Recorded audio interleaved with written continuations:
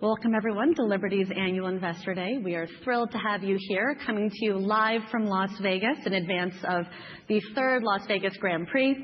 Thank you to those who have joined us in person and to those who are joining us virtually. And speaking of in person, we are thrilled to have our chairman, John Malone, here joining us in person. John, thank you for being with us.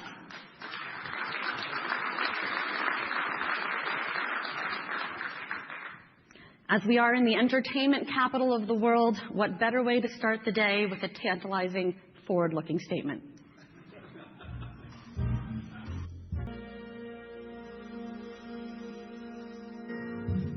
I actually think it's shorter this year than prior years, so there's a gift.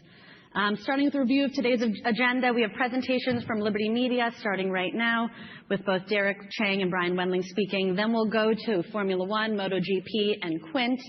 We will then welcome John to the stage for some chairman remarks and close the day with Q&A with both John and Derek. After that, we will break for lunch and then have the Formula One Business Summit. Unfortunately, that will not be webcast, but for those who are in the room, we hope you will stay around this afternoon for what promises to be some very exciting content on behalf of the Formula One community. I have to, of course, tout our hashtag that gets very little traction in this audience, but we have one for the Investor Day and the Business Summit, so maybe the Business Summit will be more your style. We encourage you to please tweet something, perhaps. And finally, we thank you for your patience. The slides will be posted. They just will not be posted right away, so thank you in advance for your patience as we wait to get those on. And finally, I will note a very big thank you to the team that puts this all together, in particular to Amber and Marianne from my team, as well as Alicia, Laura, Robin, and too many names from Liberty to mention. If you see them, please give them a very well-deserved thank you today. It takes a village to put this on, so we appreciate all of their work. And with that, let's get to the show. Dreams of this moment. It's my time to race to the MotoGP here.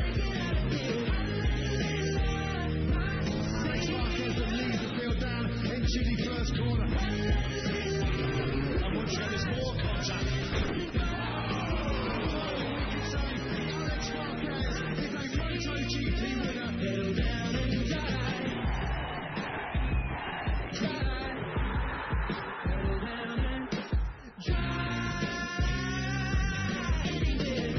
and all about to go down right here, right now. Pedal down and die. Pedal down.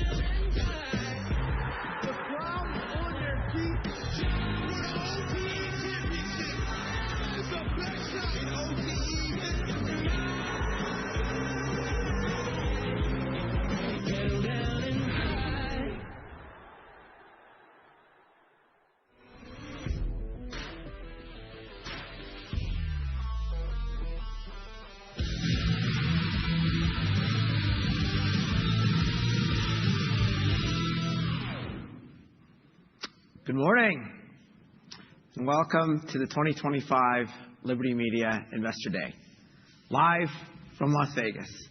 It's great to see everyone, and I am thrilled to be here doing this from Vegas because in addition to all the great programming we have this morning, which will be highlighted by John and his comments later, along with doing Q&A, but in addition to that, we have the F1 Business Summit this afternoon, and then 3 great days of racing, weather permitting. Excuse me.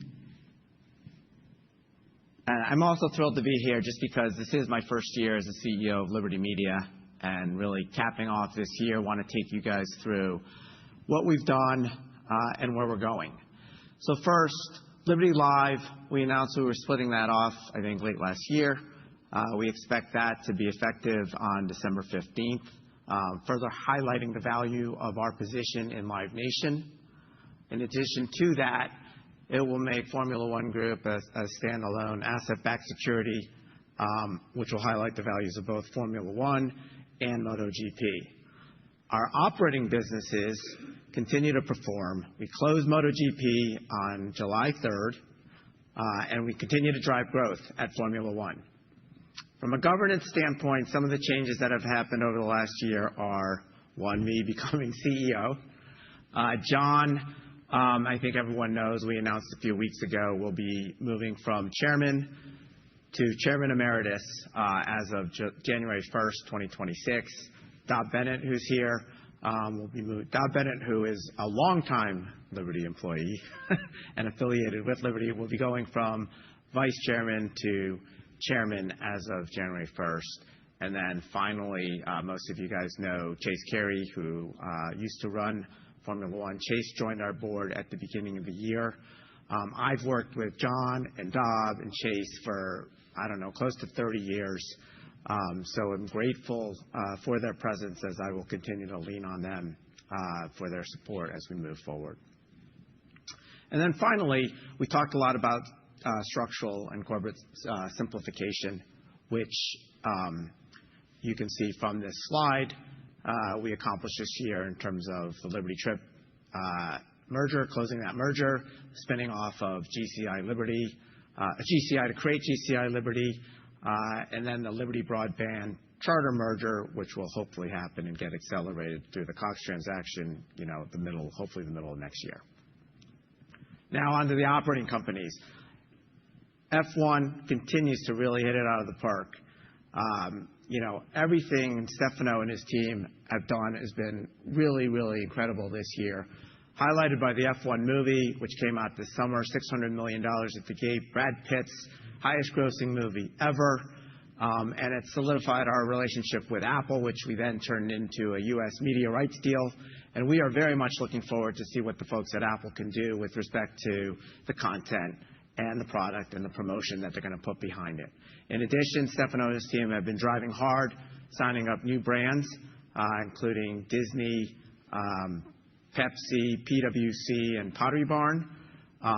This year, we are looking forward to the end of the season. There's still a lot at stake over the next 3 races, and we're very excited to see what happens. But we're already looking forward to next year, where we're going to see Cadillac, Audi, and Ford join the grid.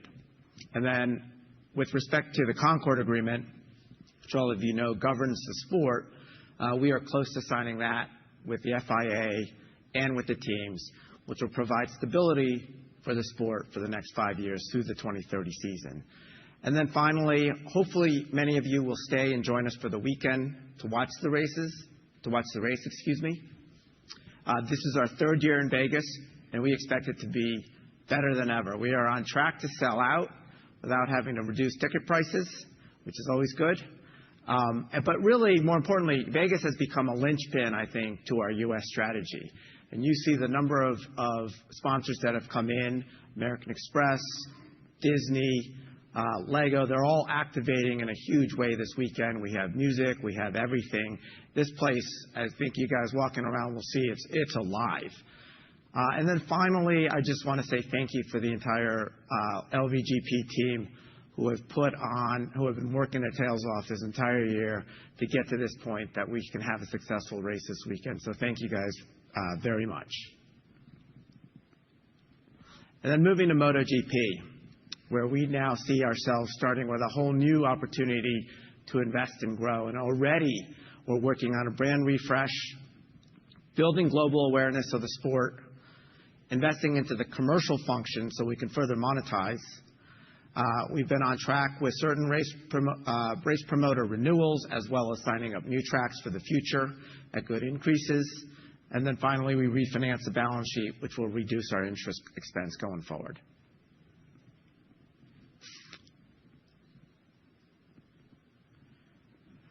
Today, we believe that Liberty Media is the premier public investment vehicle for global sports IP with exposures to 2 scarce league-level properties. We believe we have the best attributes of sports and live entertainment, with foundational IP, attractive fan demographics, a global footprint, and what we believe are clear secular tailwinds, which help buttress us against things like AI and trade disputes. We pair that with attractive financial results, with durable and diversified revenue streams, capital light and highly free cash flow generative profiles, which we believe will continue to demonstrate strong adjusted OIBDA margins. The power of these businesses is that they're more than just sports properties. They're global entertainment brands. And the success story at F1 is, I think, unparalleled. And we believe MotoGP has similar potential. As you see from this flywheel that F1 has created, it starts with building the global brand value while maintaining the heritage of the sport. We then leverage that brand to attract new fans.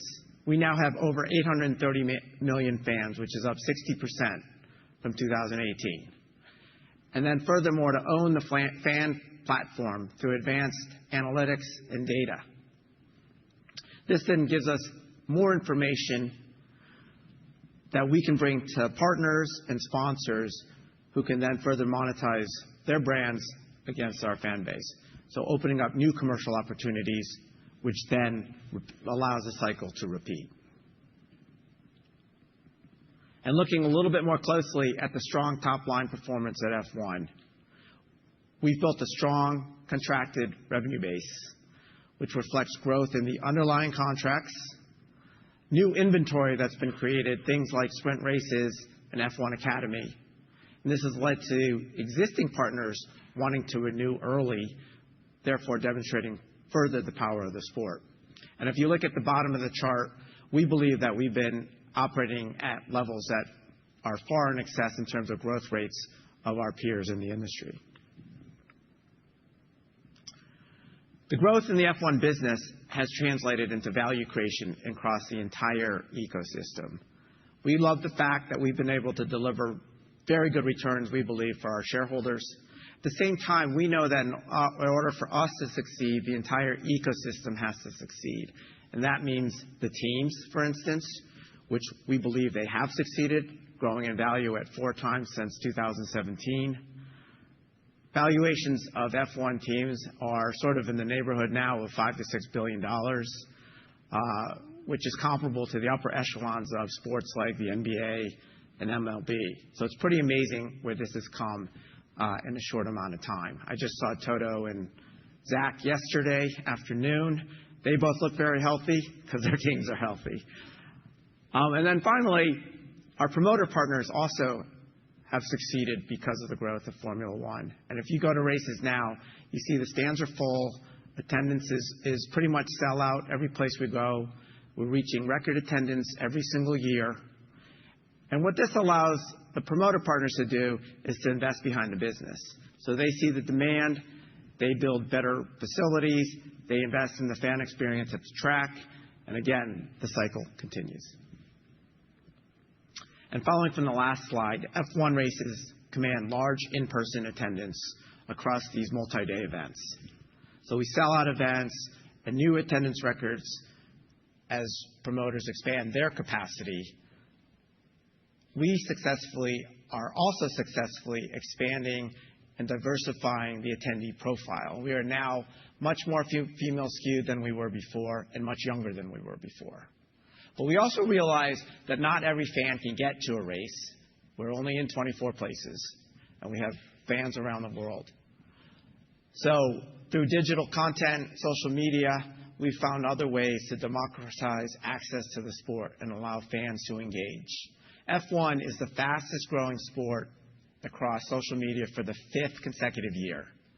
Our social media followers have grown 8 times since 2017. And most importantly, 60% of our fans engage with F1 content daily. So that means they're not just watching races or race content, they're watching all the other content that's happening around the F1 ecosystem. And we continue to drive much beyond race day in terms of engaging with fans. This is the F1 always-on strategy where we're trying to meet fans where they want to engage. Starting with Drive to Survive that broadened our fan base. We then launched new experiential venues, things like F1 Arcade. And we've been expanding into consumer licensed product with people like Disney and Lego. Again, leveraging off of their own customers to bring new fans into the ecosystem.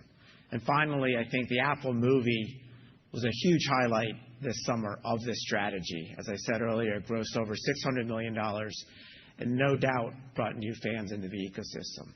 But there's a lot of room left on this track. As you can see from this slide, we've also taken a much more sophisticated view of our fans. Historically, we viewed our fans as sort of a one-size-fits-all, and now we're driving deeper into fan segmentation. We know that we need to develop content and products to meet every consumer, from premium to mainstream, from diehard gearhead to lifestyle fans. And I think this page demonstrates a lot of that. And we believe we are uniquely positioned to continue to deliver and serve our fans across the board. Now on to MotoGP, where we think we can take a lot of the learnings from F1 and apply them to MotoGP and grow that business also. We call this a pattern recognition playbook.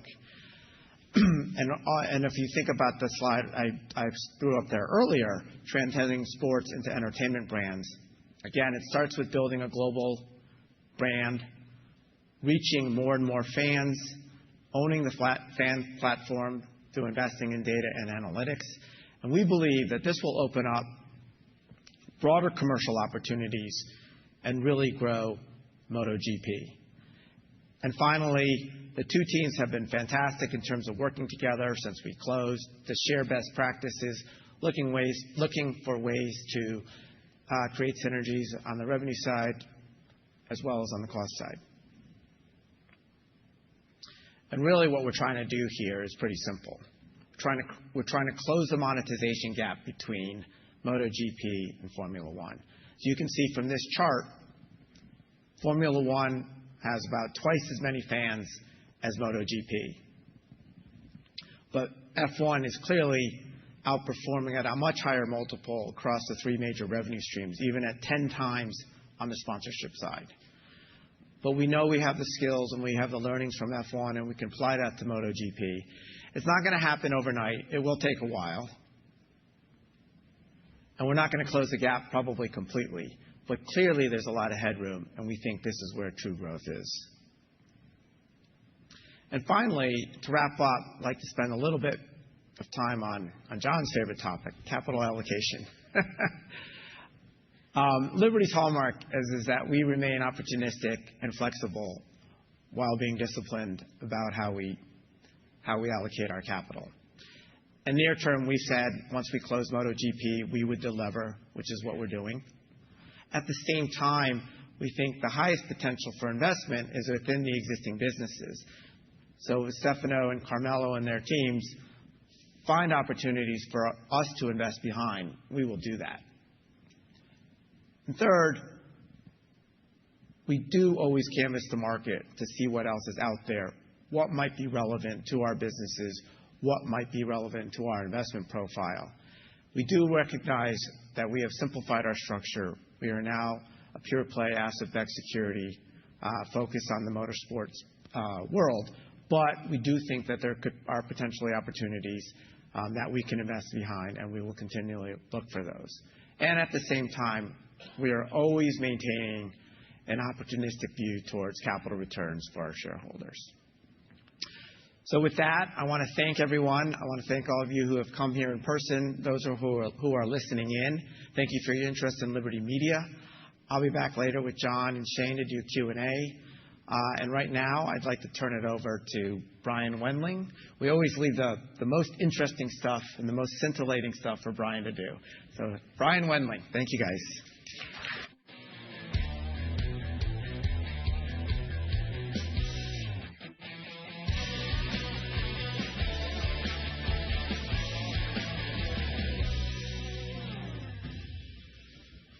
Well, that's a high-pressure lead-in. This is going to be some exciting stuff. Good morning. Thank you for joining us here in Las Vegas. It's good to see everybody. Last year, we announced the split-off of Liberty Live to be completed in the second half of this year. We're going to make it. December 16, we'll start trading as a separate public company. We're excited about this further simplification step as both Liberty Media and Liberty Live will now be asset-backed securities. We expect to see certain benefits from the split-off, including enhanced liquidity for both securities with exposure to a larger group of investors, the elimination of tracking stock complexity, narrowing trading discounts to net asset value, and enhanced flexibility. There'll be a pre-split-off reattribution to move Quint and the final cash amount over to Liberty Live in exchange for certain assets coming over to Liberty Media.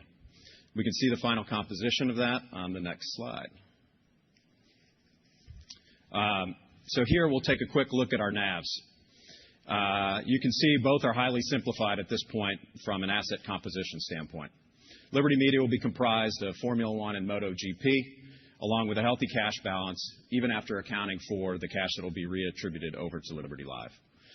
There's a handful of private investments, with the most material ones being the land and building associated with the Las Vegas Grand Prix, and then our investment in the Kroenke Arena Company.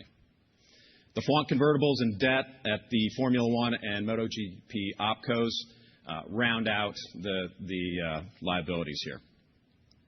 And true to form, there's more information about the FWONK convertibles in the appendix, so give those a look. At Liberty Live, you have our 30% ownership interest in Live Nation and the Quint business as our primary assets. You also have a healthy cash balance, which will be bolstered by the $150 to $200 million that will move over to Liberty Live in the reattribution. There's a few other private assets that will remain on Liberty Live's books following that reattribution. And we intend to provide final cash balance and the estimated private asset values at the time the reattribution is completed, but just giving estimates for right now. And then lastly, note here, you see the Live Nation collar. In May of this year, we issued a collar against some of our Live Nation shares. This collar was issued to provide a source of liquidity if needed to satisfy any puts or exchanges of the 2 3/8 Live Nation exchangeables, because the split-off creates a put window for holders there. To the extent investors do not elect to put or exchange, we don't intend to borrow on that collar. The FWON balance sheet is in great shape. As of 9/30, we have $5.1 billion in debt. Net leverage at the Formula One business is 3 times, 5.6 times at MotoGP, and we expect both to delever quickly. The OpCo debt, combined with a bit over $600 million of corporate debt, gets you to 3.8 times consolidated net leverage on a trailing 12-month basis. And we're still in a strong liquidity position with $1.2 billion in cash on the balance sheet and $600 million, a little over $600 million of availability between the F1 and MotoGP revolvers. Common theme here, near term, the focus will be on delevering post the MotoGP acquisition through adjusted OIBDA growth and free cash flow generation. This slide shows a consolidated leverage at the Formula One Group, including corporate level debt and cash.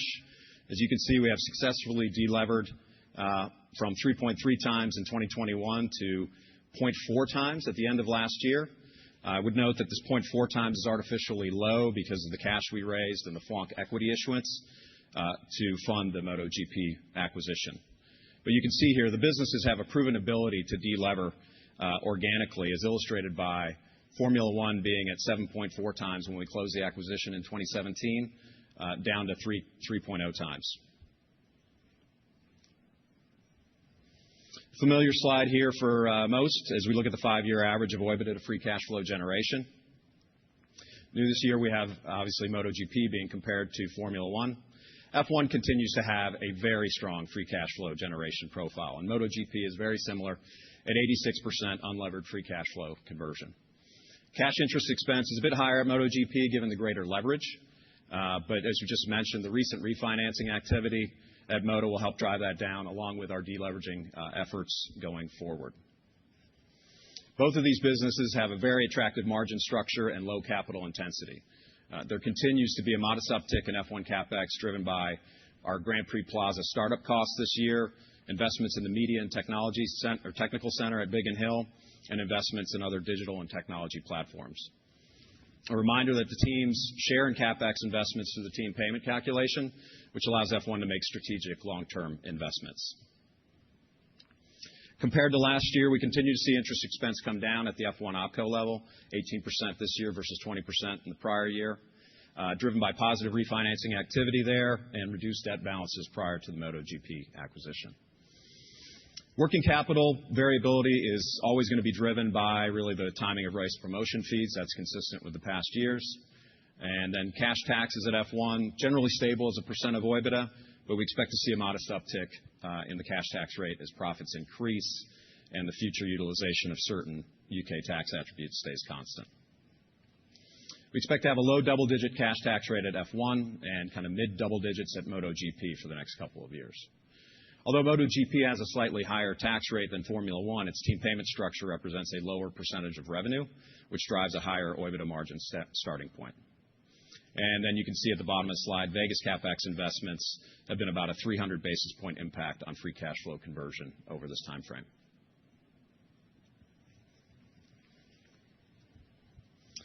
The financial outlook is very strong at Formula One, with nearly $16 billion of future revenue under contract at the end of the quarter.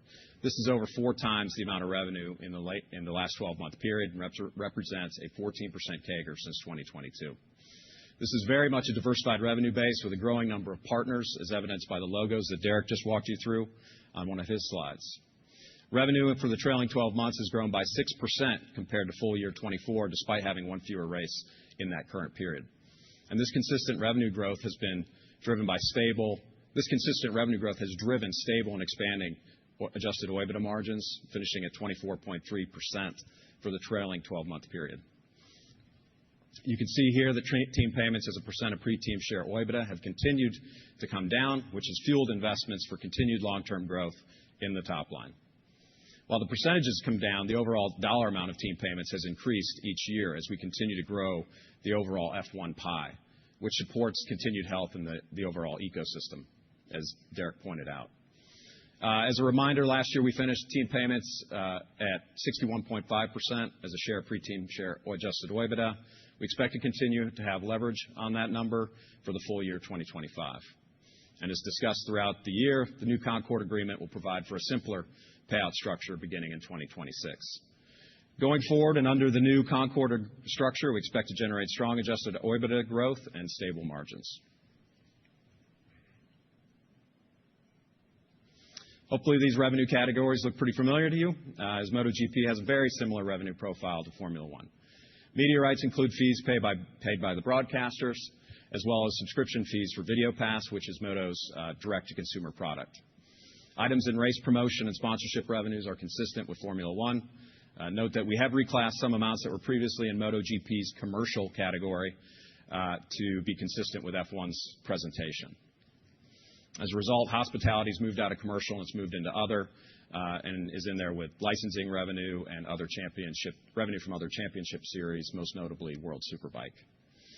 Primary revenue streams also benefit from multi-year contracts with annual escalators. This revenue mix is comparable to Formula One for race promotion, but lower for sponsorship and other revenue, while media revenue at MotoGP is a higher proportion. This is similar to the early days of our F1 investment and represents the opportunity we see as MotoGP scales the sponsorship and hospitality side of the business. Looking at the MotoGP cost structure, Moto and F1 have very similar types of expenses, including personnel, freight, broadcast operations, commercial activations, and team payments. Similar to F1, we'd encourage you to look at these categories as a percent of total revenue. Moto has a more fixed payment structure to the teams through IRDA with a per-race fee, which is also higher for flyaway events than for European events. This results in a more fixed cost structure compared to Formula One. Cost of motorsport revenue is higher in the last 12 months, primarily due to the higher race count, as you can see here on the chart. Personnel costs represent about 2/3 of SG&A and have been growing as the company's been building out its commercial functions and investing in the business. In the trailing 12-month period, there's been an uptick in organizational costs as the company invests in commercial activities, and then also due to the race count. Looking at adjusted OIBDA, you can see that adjusted OIBDA is down a bit slightly in the trailing 12-month period due to the investment that we discussed here, and then also the impact of a bad debt recovery that was very early in 2024 that's kind of impacting the comparability of these results. All right, and lastly, looking at the currency mix of where we sit with MotoGP in the portfolio. The majority of F1's contracts, as most of you are familiar, are in US dollar. Just a quick refresher that their London-based or UK-based SG&A costs are in pounds, with a handful of revenue contracts in pounds that help to offset that cost exposure. MotoGP is primarily euro-denominated, with nearly all of its revenue and costs in euros. U.S. dollar costs at Moto are mainly comprised of freight and organizational costs. Moto has very limited exposure to currencies outside of the euro and the dollar. So you can see at the table down below, the majority of our revenue and operating costs are still in U.S. dollars with pretty good matching of cost to revenue for all three major currencies there. And in the August refi of the MotoGP debt, the previous all-euro capital structure that was in place was refinanced with a mix of euro and U.S. dollar term loans and a new multi-currency revolving credit facility. This combination of euro and U.S. dollar debt is better aligned with Moto's current currency exposure. Be sure to look in the appendix for the slides when they're posted, as Shane pointed out, for additional information. It's always fun to end on a high note with something like currency exposure, so thank you for that. Thanks for joining, and thanks for your continued interest in Liberty, and thank you to Shane for your partnership over your very short 11-year tenure here at Liberty Media. It's been a pleasure. We wish you the best. Thank you.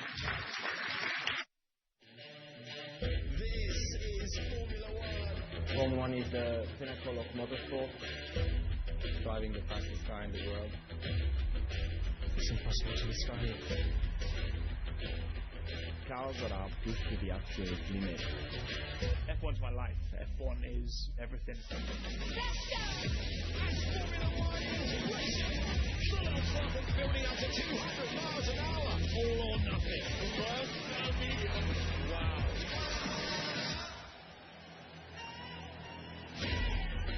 Formula One is growing up so fast, and we attract a younger generation. For sure, the best racing movie of all time. It's a journey done together to grow, to think big, and that's really magic. We're back in the USA.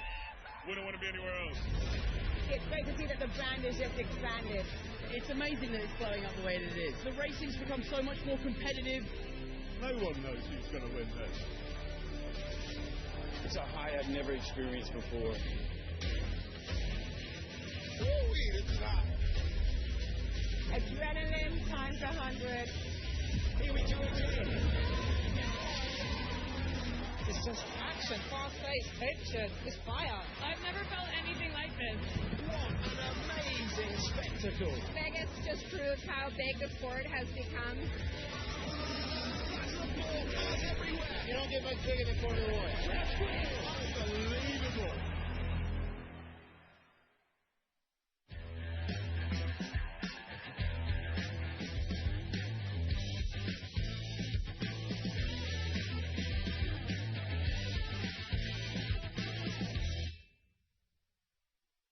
Hello, everyone. This year, we celebrated the 75th anniversary of F1, and it has proved to be a truly memorable season. The championship battle has delivered the thrilling, unpredictable racing that fans love, driving incredible engagement and strengthening our business fundamentals. This on-track excitement is matched by extraordinary strength in financial performance, with revenue up to 9% and the adjusted OIBDA up to 15% year-to-date. When I look at the state of Formula One today, I'm not only proud of the financial and operating success we have achieved, but I am very optimistic about the growth we have ahead. We have evolved our sport from a B2B model with attractive contracted revenue streams, successfully grown this contracted revenue base, and increasingly moved into direct-to-consumer channel that benefit our financial and continuing fan growth. Our teams are also thriving and in robust financial health, attracting prestigious blue-chip sponsor and demonstrating the unparalleled attractiveness of the F1 ecosystem to global brands. This vision is validated by the entrance or return to F1 in 2026 of a number of major automotive manufacturers. Audi will debut as a full-force team with their own power unit. Honda will be the power unit supplier to Aston Martin. Ford will partner with Red Bull, and Cadillac will join the grid. We have welcomed the highest total attendance in Formula One history. Over half of our events have sold out completely, with many setting new attendance records. We currently expect full season attendance to reach approximately 6.7 million total fans, a new record and nearly a 60% increase from pre-COVID attendance levels. Our multi-platform engagement and reach continue to break records. We also recognize that the definition of reach means something different in today's sport and entertainment ecosystem, when fans are engaging with our content in increasingly diverse ways. You can see here the incredible rise of digital platforms that are relevant to our F1 fans, especially younger audiences. For the season so far, over 1 billion cumulative TV viewers have tuned in for Races Weekend. Average audience is nearly 70 million, with an additional 25 million estimated to view on digital channels. Our F1 social media following has grown to 111 million, a nearly 20% increase, driven by rapid growth on platforms such as YouTube and TikTok, increased engagement from younger fans, and a strong interest in both on and off-track narratives, including the F1 movie. Last year, I outlined our 5 strategic pillars. I'm pleased to report significant progress across each pillar, with incredible momentum heading into 2026. First is maximizing value across commercial rights. Formula One growth has and will continue to come from all primary revenue streams. It is important to look at the financial picture altogether, as these revenue streams work with one another to grow our entire F1 business. Media rights are benefiting sponsorship. Race promotion is benefiting hospitality. Sponsorship is benefiting licensing, and more. Going into more details across each area. On race promotions, 2025 has delivered exceptional event with our 24-race calendar at what we believe remains the current optimal maximum. The scarcity of available slot creates robust competition among prospective hosts, building a solid pipeline and driving meaningful increases upon renewals, with promoters also committing to make improvements to circuit infrastructure and hospitality capacity. Our recent renewal in Austin includes the building of a new private members club at the iconic Turn 1, with a portion of it to be used for the Paddock Club. Yet another example of how race promotion and hospitality revenue are closely interconnected. We have 18 races contracted to 2030 or beyond, providing exceptional long-term revenue visibility. We are managing high inbound interest from potential new hosts and seeing increasing demands from existing hosts who are focused on retaining their place on the calendar. On media rights, renewal activity this year has focused on the US, together with other markets. We have secured Canada, Brazil, Mexico, and more, and are close to finalizing the remaining markets coming due, including Japan, Latin America, and markets across Asia. The US deal with Apple brings together 2 global brands with a shared passion for innovation, excellence, and entertainment. It will enable us to reach a huge audience across the US through Apple TV and Apple extensive ecosystem. Apple holds also incredible social relevance for our target demographic in the US, and we believe these 2 brands coming together will be able to capitalize on younger, more diverse fans. We also are pleased to offer our fans outstanding value with a full suite of Apple TV content and the ability to add F1 TV Premium at no incremental cost. Importantly, F1 will retain all first-party data from subscriber to F1 TV through the Apple platform. Our team is actively focused on completing next year renewals, with term either contracted or agreed for all but the smallest market, and positive outcome achieved. We will also continue to invest in improving our F1 TV product offering, with the new premium tier having been especially well received this year, making up nearly 20% of total subscribers. On sponsorship, our momentum with existing and new names alike is impressive.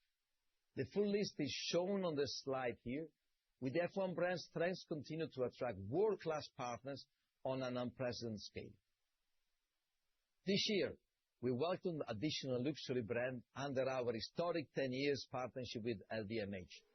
This partnership represents one of the largest sponsorship deals in sport history and reflects F1's position at the intersection of sport, luxury, and global culture.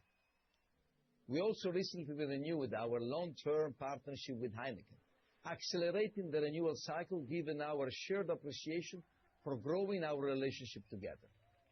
Last year, we discussed the high degree of visibility in our sponsorship revenue heading into the 2025 season, helping to de-risk this revenue stream and enable a clear focus on quality of partners. I'm proud to report the same dynamic holds today, with high visibility of continued growth in 2026 from our existing partner renewal and a good pipeline of further opportunities.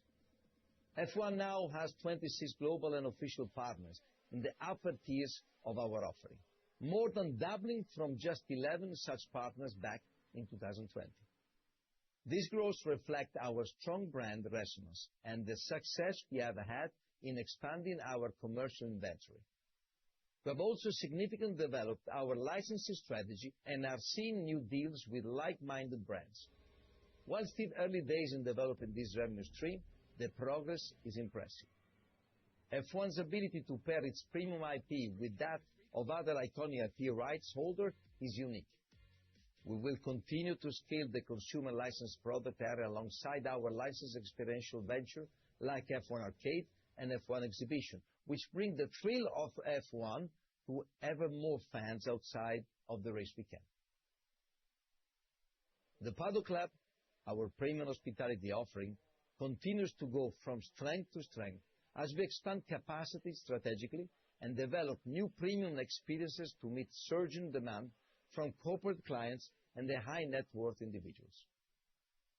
House 44, a collaboration with Lewis Hamilton and Soho House, was successfully launched this year and sold out in Silverstone, Monza, Mexico, Vegas, and Abu Dhabi, with plans to expand to 9 races starting in 2026. Our second strategic pillar is augmenting our diverse and valuable fan base. F1 enjoys the extraordinary advantage of a large, growing, diverse, and commercially attractive fan base. Drive to Survive is an ongoing success, continuing to attract new fans with a cumulative global audience of nearly 1 billion across 7 seasons. This year, we celebrate the global release of F1 the Movie, which we believe will provide a tail to our fan growth for years to come. This film represents a cultural moment far beyond traditional sport marketing. Additionally, F1 Academy is helping draw in new female audiences and a growing list of corporate partnerships. We look forward to expanding our pipeline of female talent and supporting this series as it scales. Growing our direct-to-consumer business and deepening fan relationships is an increasing strategic focus. We are enhancing our fan segmentation capabilities, recognizing that our audience spans from hardcore racing enthusiasts to casual lifestyle-oriented fans drawn to F1's glamour, travel, and entertainment elements. This sophisticated segmentation allows us to position F1 more strategically toward various cohorts, creating both premium and mass-market touchpoints through tailored commercial partnerships. This enhanced insight can deliver tremendous value to our B2B partners, helping promoters improve fan experience and data capture capabilities, enabling media rights partners to produce tailored content, and providing sponsorship partners with highly targeted audience alignment activations. Third is investing in strategic markets. We maintain a holistic approach to growing F1 presence in markets with significant fan potential, making coordinated strategic decisions across broadcast partnership, race location, sponsorship, and licensing. The inroads F1 has made in the US and broader North American market is impressive, but we continue to believe our growth in the US has a long runway ahead. Looking at sponsorship as one of examples, when Liberty bought Formula 1 in 2017, there were no US-based sponsors. Today, 8 of our global and official partners are US-based companies, comprising over 20% of 2025 sponsorship revenue, with iconic US-based brands also partnering on licensing deals, as I mentioned. The Grand Prix and the establishment of our business in Las Vegas continue to play a key role in our U.S. growth strategy, driving buzz and fan awareness and generating mass local and global sponsorship interest. Outside of North America, we see opportunity, particularly in under-monetized Asian markets. China now claims over 200 million F1 fans, with over half having started following the sport in the last 5 years. The demographic profile is particularly attractive, 46% female and 40% age 16-34. China was the largest international market for the F1 movie, with over $60 million at the box office. We continue to cultivate strong interest from potential new host cities in Asia and believe our growth will be supported by these prospective new races location and through experiential licensing opportunities that bring F1 closer to the many fans in the region. Fourth is delivering world-class racing. This is a core foundation of our strategy. This season continued the multi-year trend of improved competitiveness. 2026 will reset the new engine and car regulation. We are already counting down to the season opener in Melbourne. The new technical regulation introduced active aerodynamics, new power units with advanced sustainable fuels, and refined cars dimension aimed at maintaining competitive racing while advancing sustainability. This is one of the key reasons for Audi, GM, and Ford joining and Honda staying in the sport. And our fifth strategic pillar is prioritizing sustainability in our operation and partnerships. Our sustainability strategy centers on the three things: achieving net zero by 2030, promoting diversity and inclusion, and transitioning to the sustainable events that drive positive change. We are on track to achieve our goals, having delivered a 26% reduction in carbon emission by year-end 2024 compared to 2018. Our promoters partners have also made great progress in modernizing and reshaping their events operation to become more sustainable. In the years ahead, our commitment to reaching net zero by 2030 will only intensify. F1 is uniquely placed to show that performance and sustainability can support one another. We approach 2026 with sustained strength, combining regulatory transformation, grid expansion, and high visibility of commercial growth. Thrilling on-track competition is driving unprecedented fans growth and engagement across every metric. A compelling sustainability vision is becoming an operational reality. Interesting partnership is coming at a scale we have never seen before, and improved financial sustainability is benefiting the league, teams, and partners. In summary, the growth profile ahead is very strong, and we have clear visibility into these drivers over the coming years. We remain excited about what lies ahead, and I want to thank our fans, the FIA, the teams, the partners, the promoters for their fundamental contribution along this path. Avanti tutta. Full speed ahead. Ciao.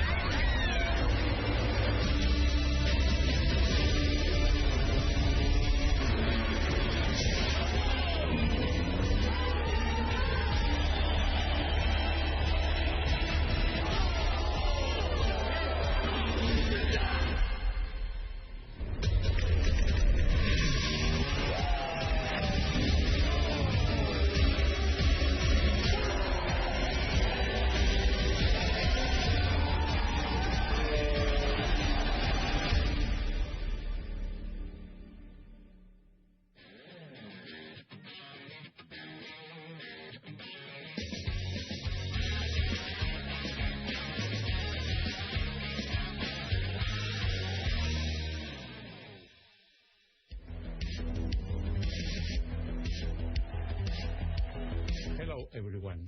We are very excited to be at our first Liberty Investor Day and share more about our incredible sport with all of you. 2025 has been a very strong year for MotoGP, as we have continued to develop not only our sport, but our brand. We launched our new identity at the end of the fantastic 2024 season, showcasing a new look for MotoGP that reflects the bold, fast, defiant nature of our sport and positioning as well for our next chapter of growth.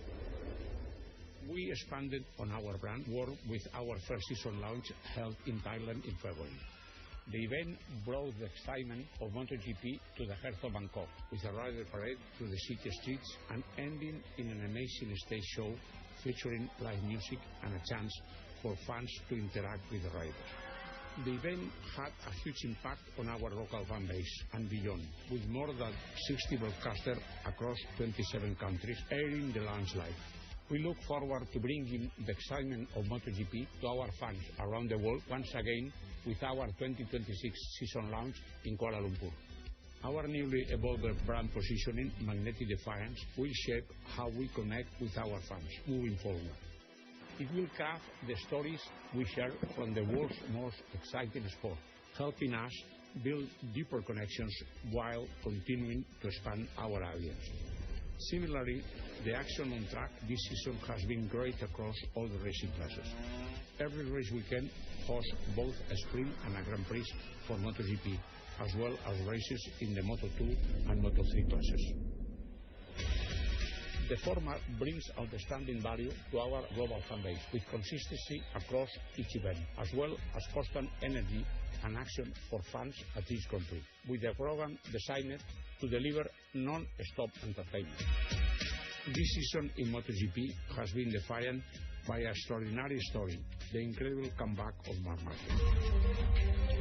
After a dominant start to his career, winning 6 titles in 7 seasons, he went through 5 long years of setbacks, injuries and recovery before reclaiming the crown this year. It is one of the greatest comebacks in sport history, a testament to the resilience, talent and commitment of our athletes. In Moto2, we have seen a record number of different winners, including historic debut victories for Colombia and Brazil. And in Moto3, the racing has been thrilling as ever, with podium decided by only 100th of a second. The racing on track and our effort to showcase more storytelling aspects of our sport have resulted in higher engagement from our fans. We hosted a record 22 Grand Prix across 18 countries this year, including returning to the Czech Republic and Hungary, and had another year of record attendance with over 3.5 million fans. This is a significant increase on the 3 million fans we welcomed to the race weekend in 2024. According to Nielsen, our global fan base now stands at an impressive 632 million. We are seeing a strong year-on-year growth, with the US up 38% and the UK up 10%.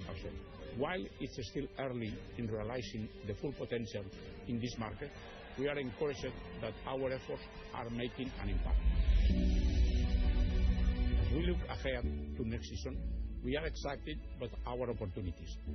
Another 22 event calendar awaits, perfectly placed for fans around the world.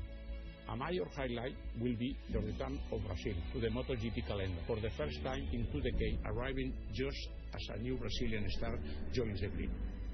Representing nearly half of the South American total population, Brazil is already an important market with a passionate fan base, and also one with incredible potential for growth. Finally, we also welcome a new chapter for one of our longest-standing teams, with the Red Bull KTM Tech now under the leadership of former Formula 1 team principal Gunther Steiner.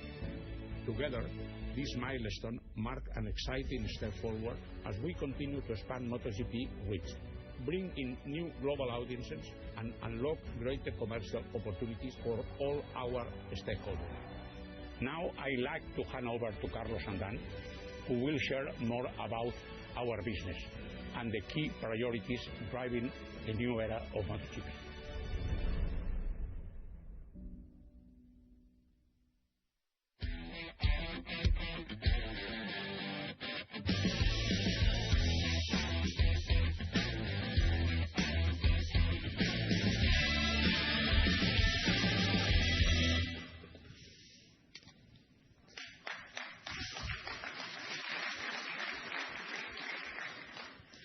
Good morning, and thank you for joining us. I'd like to welcome everyone to MotoGP, the world's most exciting sport. Born in 1949, MotoGP is the first motorsport world championship, with now 77 seasons of incredible racing, passionate fandom, and global growth. 2025 has marked an important milestone for us, with our biggest season yet, comprising a record 22 Grand Prix, up from 20 in 2024, and the first ever MotoGP season launch fan event held in downtown Bangkok under our brand new logo. This year has seen us return to Hungary after 30 years and race again in Czech Republic after a 4-year break. In MotoGP, each event includes all 3 classes, Moto3, Moto2, and MotoGP. And since 2023, also a sprint race every Saturday, providing non-stop entertainment on track from Friday to Sunday and a clear pathway for MotoGP's future champions. Our main races on Sunday are just 45 minutes, which are well suited to attract new audiences, and having all classes and the sprint race every GP builds a valuable product to broadcasters and a consistent format to fans. It also elevates the riders for tomorrow, who become relevant icons at young ages. MotoGP is a sport you can't look away from. One moment can change everything. Jaw-dropping action with continuous overtaking, dramatic crashes, and epic plot twists. The nature of the sport captures fans who are drawn in by the racing and its continuous ability to deliver the unexpected. This year, for the first time ever, we've had 5 different world champions on the grid. The average difference covering the top 10 in qualifying was just 0.7 seconds, and 10 out of the 11 teams were on the podium. Above anything else, 2025 marked one of the greatest comebacks in all of sport, as we've seen Marc Marquez return to the top after 5 years plagued by injuries. And that incredible racing, along with our new determination to broadly promote MotoGP, has led to some early success. We welcomed a record 3.6 million fans to our circuits, which led 40% of them to have an all-time attendance high. An aggressive pursuit of new audiences, a recurring theme, started with a brand refresh 1 year ago and the constitution of a marketing function that is still developing. We have welcomed fans to our weekends with the help of our circuits and our promoters.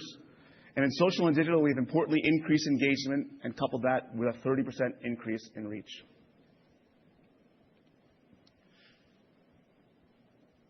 "2025 has been a landmark year for growth of the sport, both in new and existing locations. We've secured 7 key renewals in major markets, whilst adding new events that strengthen our global footprint. In March, we will return to Brazil after more than 20 years, a market with huge potential, and it could not be at a better time, as just a couple of days ago, we saw Diogo Moreira become the first Brazilian world champion, clinching the Moto2 title. Looking ahead, 2027 will see us race in Buenos Aires, a city with a global appeal, as we push to bring MotoGP closer to fans in major cities. We're also very excited to welcome Günther Steiner into the MotoGP family, as he has led the acquisition of Tech3. Günther will be taking over the team in 2026, and as a new revenue line, we will now include a swear jar in the paddock. 2026 will be the start of an exciting new racing series, the Harley-Davidson Baggers World Cup, which will see the notorious American brand return to the world stage of racing after their last appearance in 1976. We will welcome the great Harley community at 6 of our events during the year. We have a runway to build our commercial business, and the work has already commenced. We are very fortunate to have solid industry support and have used strong competitive interest to expand partnerships in oil, gas, lubricants, and tires. Regarding the latter, we have gone to a single supplier in MotoGP, uniting all 3 classes with Pirelli. Simultaneously, we are iterating media distribution and fan events to expand our presence in and out of race action. Earlier this year, as Carmelo mentioned, we held our first season launch in the heart of Bangkok, and we'll do the same in February in Kuala Lumpur. With a strong foundation, we are occupied with shaping the future. Carlos will expand upon how this manifests itself on the sporting side, but here are some key enterprise priorities. While we have much to do, if everything is a priority, nothing is. It starts with continuing to deliver the world's most exciting racing to fans in the best possible fashion. Our envious position, controlling production, allows us to showcase the action in a manner consistent with our brand. From there, we must meet fans, especially younger ones, where they are. Discovery has been obliterated by the fragmentation of media, so we will develop content to match each platform and search out new fans. Similarly, we will use the world-class sporting product to create a deeper connection with current fans and then augment race weekends with entertainment components to attract new audiences. We already have a fantastic sport, one which we're hugely proud of, but we always strive for more to make MotoGP even better, even safer, even more entertaining, and even more sustainable. Big changes are coming to MotoGP in 2027 as we reshape technology to deliver more of what fans love, racing and the stories behind it. Smaller engines, reduced aerodynamics, and a ban on dynamic suspensions will have racing safer and more competitive, putting rider talent at the forefront. High-level GPS data will be available from all riders to all teams, improving broadcast features like ghost laps and rider-like comparisons. Finally, one of the most significant technical milestones of MotoGP, the introduction of 100% sustainable drop-in fuel, developed by each team's fuel partner. This innovation ensures compatibility with existing internal combustion engines, while paving the way for global adoption in the future. We're also continuously innovating the technology in our sport and our product, including the continued work on our audio communication project. We're developing pioneering technology specifically for MotoGP, which will go into the riders' helmets and their leathers, so they can talk to their teams even when they're off their bikes. This will give fans unprecedented access and deeper connections with their favorite personalities.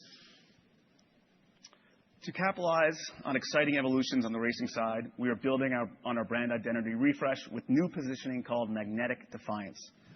The brand essence aims to attract fans disaffected by fabricated storylines.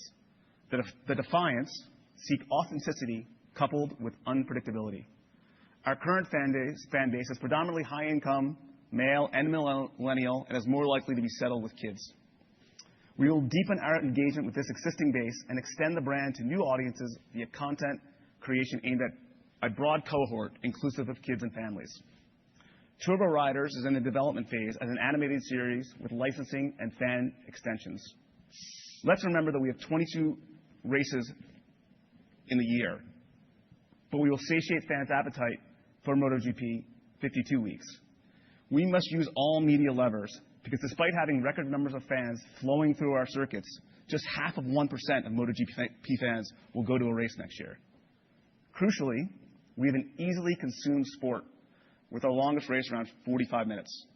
That leads to mind-blowing avidity, where over 80% of our fans watch 75% of the races. Another part of our job is educating potential fans, and we will do that in myriad formats. Here's a quick demonstration of that.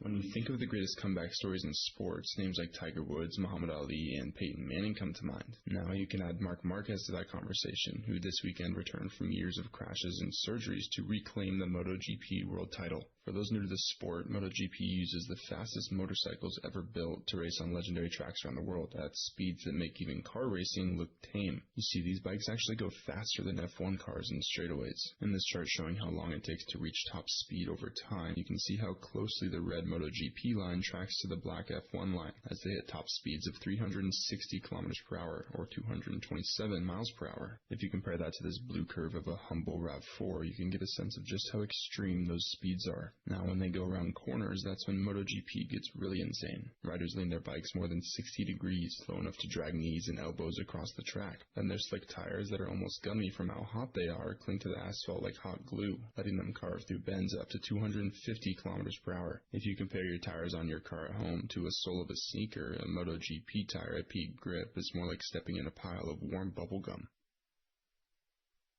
I often say that we are a true global sport, and we are lucky to bring it all over the world.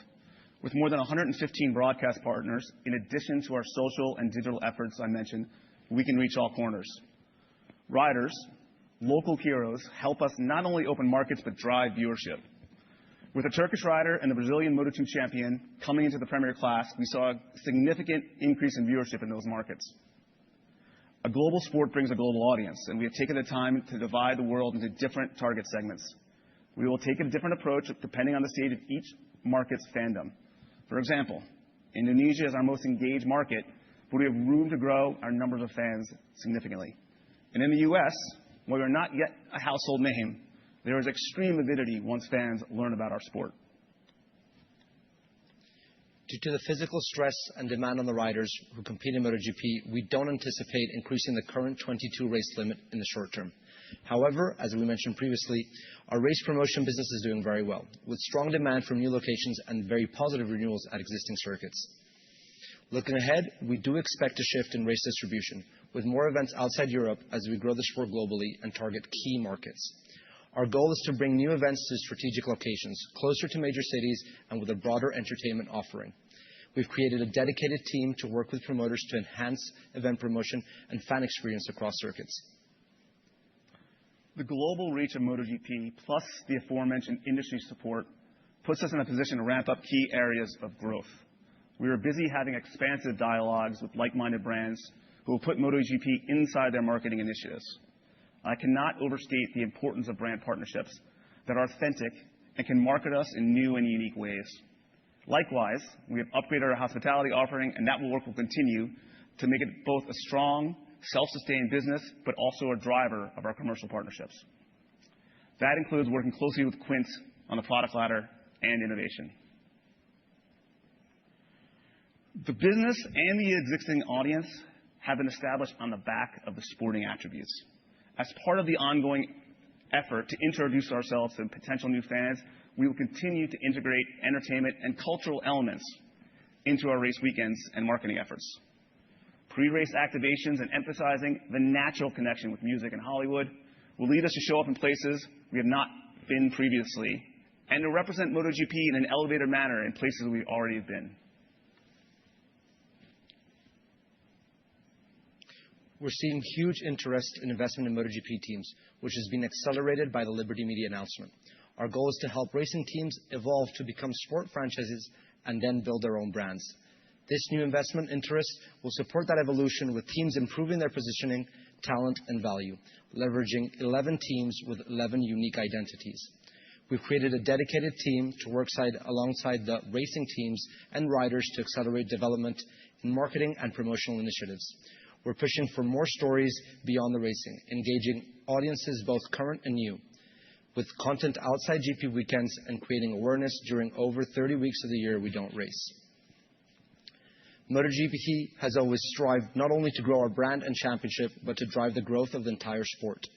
Through our efforts, we aim to create accessible racing platforms worldwide, ensuring as many kids as possible can practice the sport, widening the base of the pyramid and setting clear paths to the top.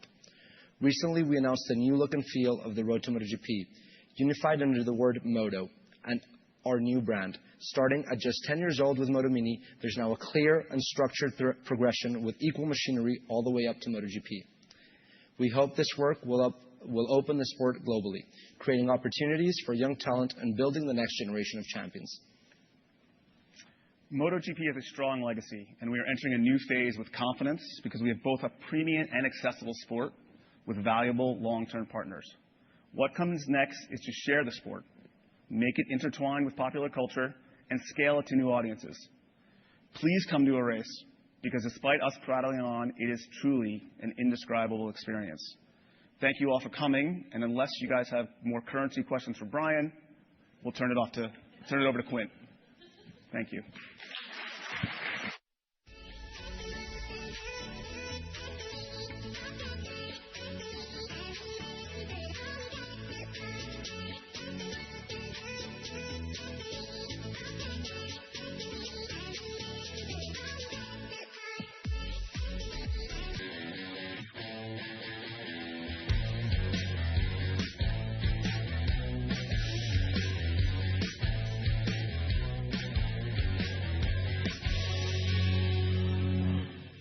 Thanks, everybody. Pleasure to be here.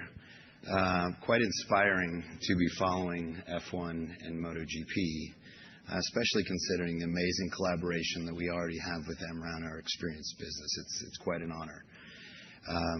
But that's what we're here to talk about. We're here to talk about our experience business. You know, we've seen continued engagement and growth in the experience economy. The trend around people moving towards buying experiences versus things continues to gain momentum. It's cross-generational and it's global, and it's affected inside of our business. We see it in three primary categories, really, as we look at it. And the first one is really the consumer marketplace, the individual that's just looking to entertain themselves and experience life in a different way. We're also seeing this from brands and corporate clients that are looking to engage with customers, with partners in a very different way. And then I think one of the most important things that we're seeing today is the idea that the organizers and leagues are seeing the growing economic impact of what this can truly do for them across their entire ecosystem. So from that standpoint, this is where Quint's expertise falls in. Now, with that, we jump into our model. And our model has four key pillars that drive our business. The first one is we are a ticket plus business. Everything that we do is intended to have a VIP experience or hospitality, transportation, some type of coordination of multiple events to make it easier on the customer and the consumer to have the best experience of their lives. Number two is we focus on the white label. These fans love F1. They love MotoGP. They love the Kentucky Derby. They love the NBA, and they love the brands that we represent.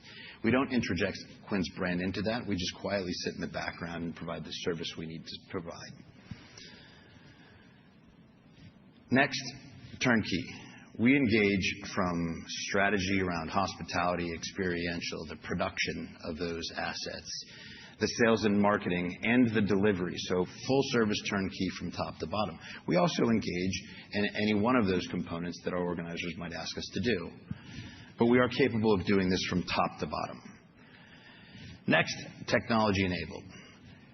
I believe we've built the best packaging technology on the planet to optimize the number of components, the number of tickets, the number of assets, the incoming leads. And the most important thing that we've done there is we've been able to globalize this so that we can manage currencies, time zones, leads coming in from all over the world, languages. We have to be able to service people where they are in the language they want and the currency that they want to spend. So the last bit, and very importantly, is we talk about our business being global. The technology has been globalized. But we've also built the footprint. And that footprint has allowed us to do several things. First off, we'll just talk about offices. We've got an office opening in Barcelona here shortly, which will give us 9 offices in 8 countries. We'll execute 70 events this year in 30 different countries. We've got customers from 148 countries in 2025 alone. 60% of our customer base is international outside of the U.S., and it truly positions us for global growth. Now, I always like to have a visual to explain what it is we do and how we grow. So as a proxy for our business, I've got the Kentucky Derby here in our first year. And what you'll see here is 2 seating locations, 2 dining locations, and a hospitality center. Fast forward to our 2026 model. This is what it looks like today. 64 different package levels, 26 dining rooms, 5 hospitality centers that we're producing on our own, 3 parties that are externally event and outside the 4 walls, 3,000 rooms, 400 transportation vehicles, and 12,000 guests a day over the weekend. And there's a lot of room to grow in this business with Churchill Downs. So as we move on and just look at our 4 key partners and kind of where we are positioned today, F1 Experiences, we continue to see growth across all products. We're expanding premium products. You heard Stefano talk quite a bit about House 44 and Garage and the like, and those products are very well positioned for us to continue to sell. Additionally, we see very strong demand going into next year. In MotoGP and MotoGP Premier, so we saw triple-digit high-end premium hospitality growth this year. We're seeing price elasticity in the area of 30 to 40%, showing that there's an upside potential to build better and more expensive products that have assets that go along with it that make it valuable. And third, I would just say that we really have a runway set. Dan talked about a collaboration going into 2026, and I think we're well positioned to have an impact there. As we look at NBA experiences, double-digit program growth this year. The concentration in growth is really around the global games. We're seeing a lot of focus coming from the NBA, so we're operating internationally with them quite a bit. And then key new product lines. We're developing new product lines with the NBA event by event by event. And the last thing that I'll just mention is the Kentucky Derby, which has been a pillar partner of ours. We continue to see significant upside growth as they continue to build and try to make the venue larger. And with a 15-year partnership, we're on solid ground, and we expect to continue to grow that business. In 2025 has been a fantastic year. So milestones that we are on pace to deliver, record revenues and profitability, the highest package sales volume we've ever achieved before, and we're seeing the strongest annual sales booking, which is an indicator for future years. 2026 is looking very, very strong for us. Areas of business where we will continue to focus. We'll continue to drive that scalable technology that makes us best in class. Barcelona will expand our global footprint this year, brick and mortar. We're seeing margin expansion at the event level, and we're getting to a size of the business where we're starting to see economies of scale. Our partner portfolio is robust. As you look at this, and I'll quickly move to the next slide, you'll also see that there's plenty for us to continue to add. This year alone, we've added Barrett-Jackson, which has returned to the family, ATP, and an exciting new area of business that we're working closely on exclusive track promoter deals, which we signed 4 this year. As we think about the look forward and the roadmap for 2026 and beyond, our core business has several areas where we'll continue to see growth. There's organic growth, as we've talked about in our existing partnerships. We expect new logos. There are literally dozens of logos out there that we are chasing and looking for the timeframe for RFPs and renewals. So there's plenty of opportunity for us to grow there. The travel business for us, while robust, has tons of opportunity.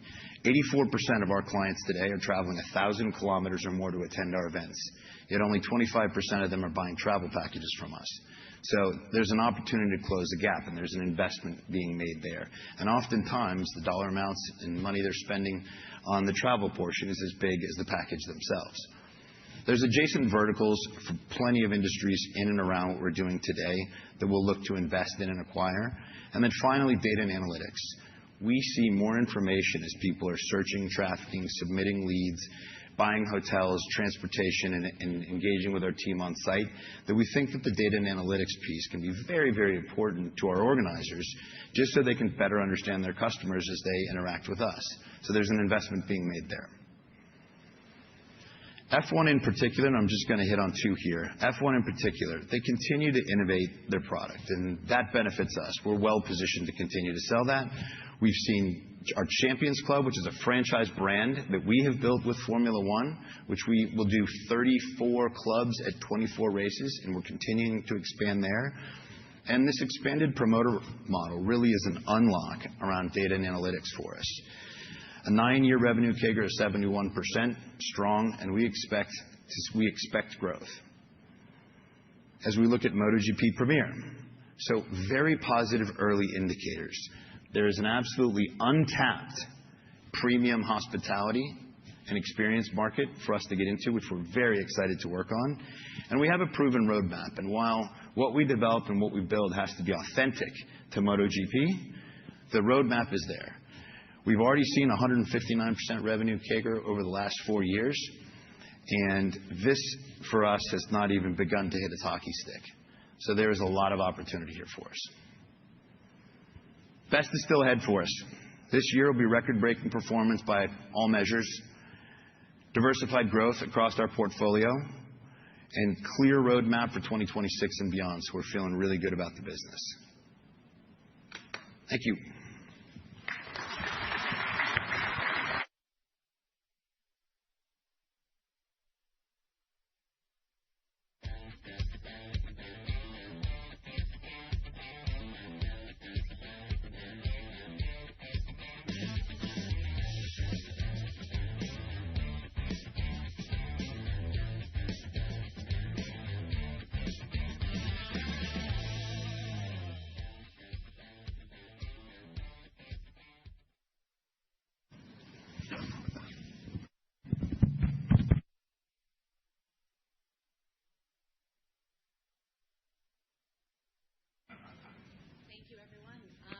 without further ado, we're going to turn to John to make some of the comments.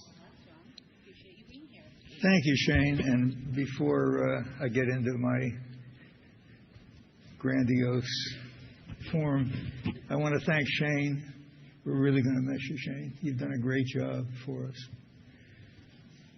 I asked for this little moment because there's some confusion about me, my role, and my title, and my intentions. I wrote a book.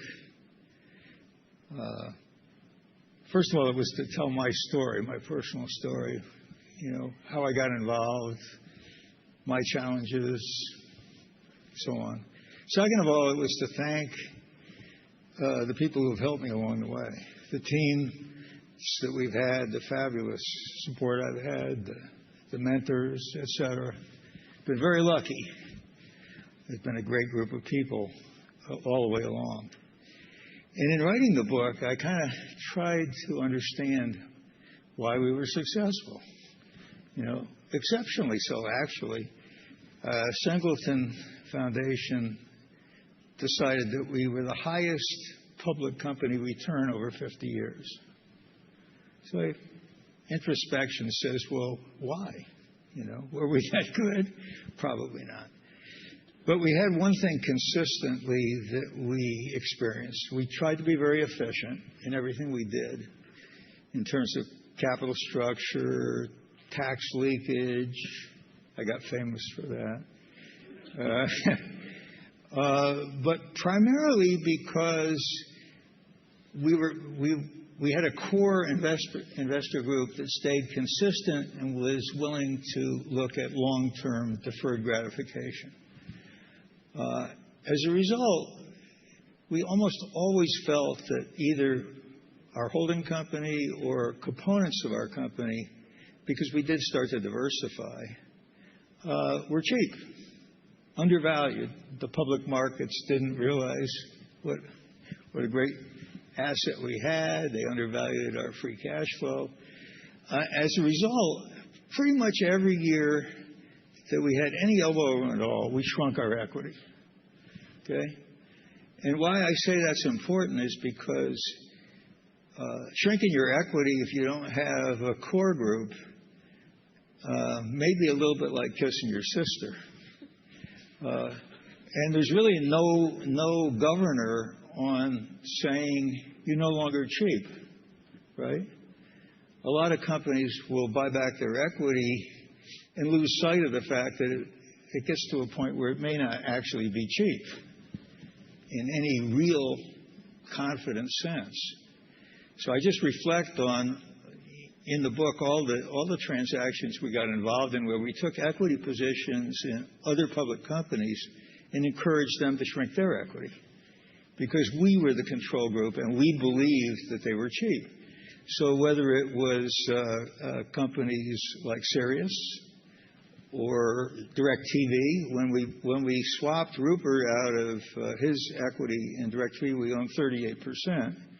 By the time we spun it off to our shareholders and it was bought by AT&T, we were up to 63%. And we didn't put any more money in. But we believed that it was a better investment for them to shrink their equity as capital return. So it was humorously mentioned that I focus on capital return, and I do. So I just wanted to point that out, that consistent willingness to shrink your equity when it's cheap, generally speaking, not with leverage, but with the free cash flow of either yours or the entity you invest in, and getting them to do it, has been a very consistent theme and has created a lot of economic value over the years, of which I certainly personally have been a beneficiary. So I wanted to point that out. With respect to my role, okay, I announced that I was stepping down from chairmanship of two companies at the end of this year, Liberty Media and Liberty Global. Now, this is part of a trend because I've gone from being on boards to being emeritus on a number of the companies that I'm involved with. First of all, I want to say that I am still regarded as the control shareholder of 8 public companies. And then I'm deeply involved in a 9th, which turns out to be particularly focused on today because it's Warner Discovery, and we're expecting our bids to come in this morning.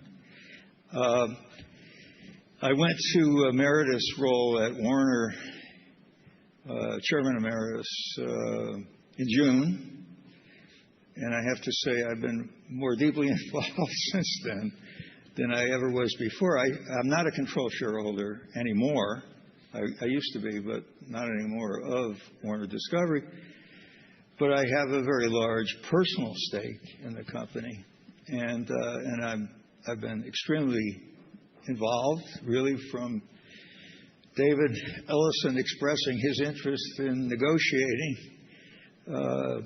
back in July to today. I got a very nice, just showed it to Derek, a very nice email from Brian Roberts, who, with a picture of him signing his bid with my pen this morning. And he was prominently displaying my book. So, yes, I'm deeply involved in a lot of things. When you're the control shareholder, frankly, it doesn't really matter what they call you. This is something Rupert pointed out to me when he welcomed me to the Chairman Emeritus Club. Because you're deeply involved in the company. The government regards you as an insider, whether you care to be or not. You have essentially all the restrictions of being an insider in terms of trading and disclosure. So your situation doesn't change. So I've played a lot of roles over the years. By the way, this is my 53rd year as the senior executive or chairman of the Liberty Media and its predecessors. So I do have a little bit of gray hair. But my roles have changed over the years, and I've played whatever role seemed most appropriate. At this point, with so much involvement, and by the way, I have a lot of diversified interests. I was happy to see pictures of the Kentucky Derby in Lexington. We came in second this year in the Derby with journalism, but we actually trained the winner, Sovereignty, for Sheikh Mohammed. We train all of Sheikh Mohammed's horses. So I've got a lot of diversified interests. That the principal reason for a guy like me saying I don't want to be chairman anymore, let Dob do it. And by the way, Dob was co-founder of Liberty Media 35 years ago, and was actually CEO for an extended period of time. Has always been on the board. And you won't find a more qualified guy on the planet. We have the dream team now looking after Liberty Media, which is principally now becoming Formula One MotoGP. Between Stefano operationally and Derek with his deep experience in television sports, and Dob, who is probably the best and most conservative financier you're going to find. I think he got just a terrific organization with a great future. So I don't feel the least bit nervous about not attending 100% of every board meeting. And in fact, in the role of, when you're chairman, by the way, common courtesy means you've got to sit through the whole board meeting. Including all the administrative stuff and a whole bunch of operating detail and, whether Susie's a good marketing executive and all that kind of stuff, which at this stage of my life I don't have that much interest in. But I am very interested in structure, finance, tax, and M&A, and strategy generally. And so this gives me the opportunity to be totally an insider, access to everything and everybody, express my opinions whenever I want. I tend to express opinions that increasingly look like a shareholder as opposed to an insider. But but it's a very flexible posture. And I'll point out that, for instance, I was chairman for a while of Live Nation Ticketmaster when the companies merged. I was promised that Shakira would come to my birthday party, and she didn't show. I got Gladys Knight and one of the Pips. So you don't always get what you try for. But just to amplify, my role is to look after the equities that I have. That stepping down from the board actually has one advantage in addition to freeing up some time. And that is that I can actually move my control positions up without conflict of being on the board. Somehow or other, somebody thought that a board had a duty to stop somebody from going to hard control. And if you're on the board, you're stopping yourself. So I find it more flexible. As a result, I actually filed a Hart-Scott-Rodino filing to go to hard control personally of Liberty Live once it's spun off. I'm also moving toward hard control of the Atlanta Braves, and the spinoff of a little company that I'm going to talk about in a minute, GCI, out of Liberty Broadband. Because I was already over 50 of the voting control of Liberty Broadband, I end up in hard control of it, and it will be, let's say by next summer, the only company that I expect to still be on the board of, public company, where I'll be chairman at least until it figures out what its strategy is. I personally believe I can start another Liberty Media with appropriate strategy and capital structure, using that as a core vehicle. It got spun off with extraordinarily good tax attributes. Gets that? Why would you think that? And I think a sustainable cash flow generation, relatively modest capital investment requirements to sustain the business, and I think it is appropriate to think of as a vehicle for growth and for recreating something like the original Liberty Media. The benefit, of course, is that the great staff at Liberty Media that has been assembled, the young folks, quite talented, are available to support that enterprise on a contractual basis.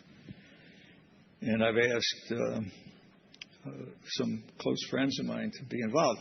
Now, I made the original investment, I believe, in the Alaska communications business in 1989, I believe. Ron Duncan, who's been consistently its CEO since, done a great job.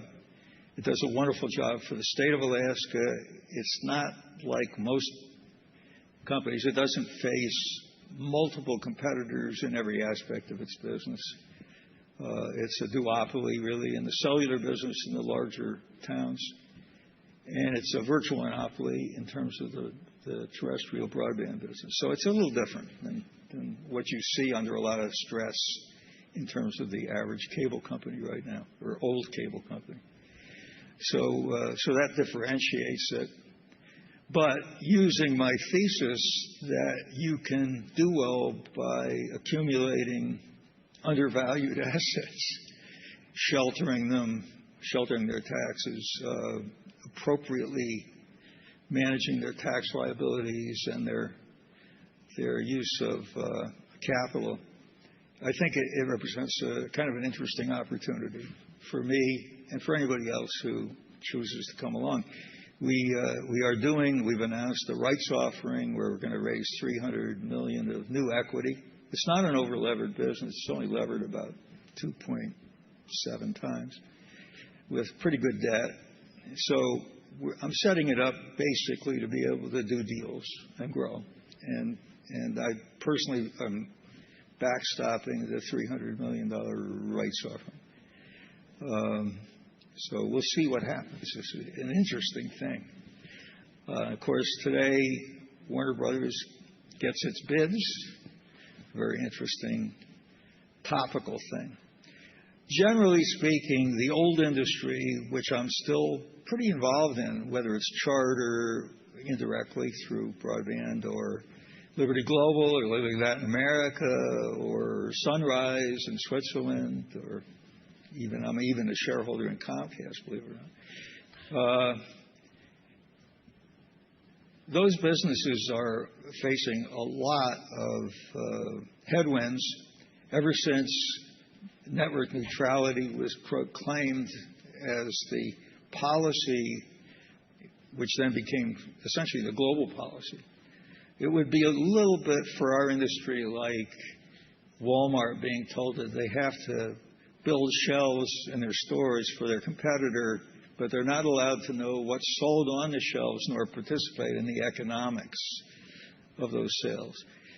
That policy and then the transition to streaming has put enormous capital pressure on the industry to keep up with the demand, with the capacity needs to take care of streaming.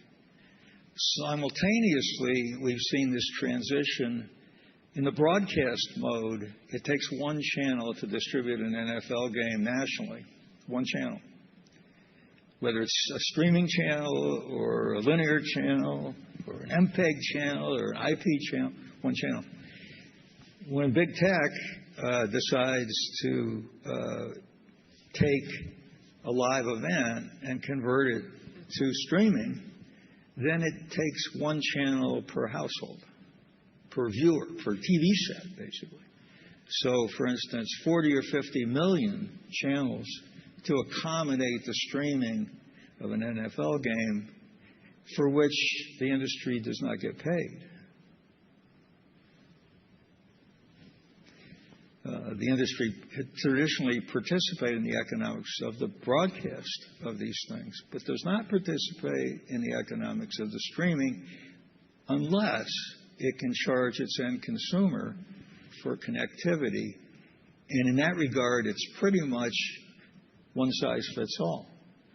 So whether John McCain's mom wanted to watch sports or not, she had to essentially pay the same as people who were sports fanatics and were consuming enormous amounts of capacity on the network.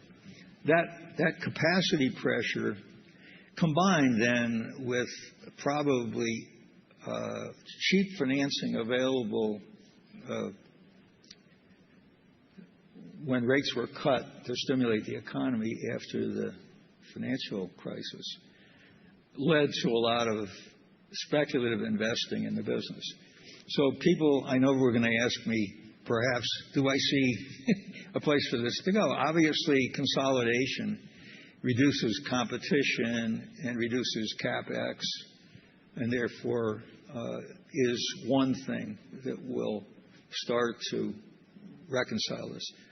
In Europe, we've seen an appreciation that competitors can work together and be supported by regulators in doing so to reduce wasteful excess competition. And so whether it's consolidation or whether it's the creation of commonly owned netcos, where the backbone network, for instance, can be shared by multiple competitors.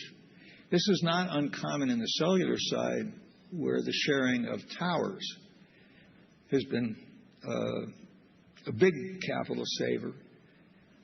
And I always use the expression that when trucking companies exist or discount airlines, they're not asked to build their own airport. They can share.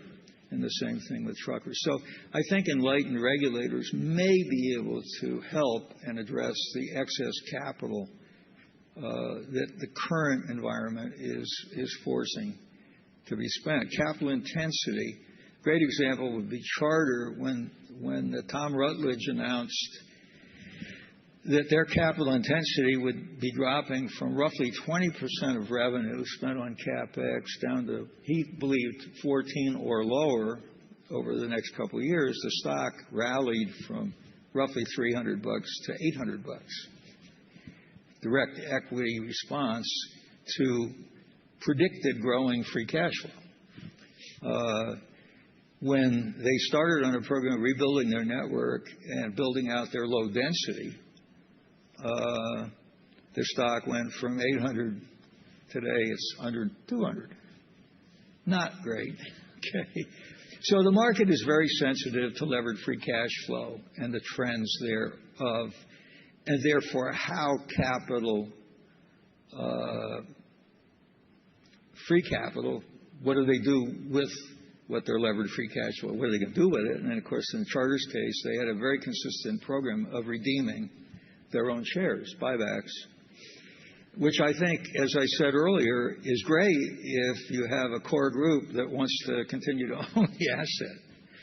Unfortunately, the principal shareholders actually wanted to sell into the buyback, which I don't think is very reassuring to institutional investors about whether or not these buybacks are rational. And perhaps in their case, in some cases, going to a dividend structure to demonstrate that not only do you have free cash flow, but you're willing to give it back to your shareholders, might be a way to put a floor under the economic values in these companies. I personally believe they are capable of generating large amounts of sustained free cash flow. And therefore, I think there are opportunities in the consolidation of some of these businesses that have terrible market valuations, even though they're generating meaningful levered free cash flows. And so I use the simple paradigm that personally, my risk-free return right now is about 4%, which means 25 times capital value is 25 times my risk-free return in government securities. And some of these companies are trading at below 5 times their levered free cash flow. So, they seem cheap to me if you believe that you can curtail this defensive CapEx and come to a structure that reduces that. And that's really all I really want to say about that. Finally, I just want to say, for this organization, for Liberty Media, for Formula One, this is the dream team, guys. You got Chase Carey, you got Stefano, you got Derek, you got Doug. It don't get better than this. I think it's just a wonderful, wonderful business being very well run, and I'm very proud of it. So that's all I'm going to say, Jay.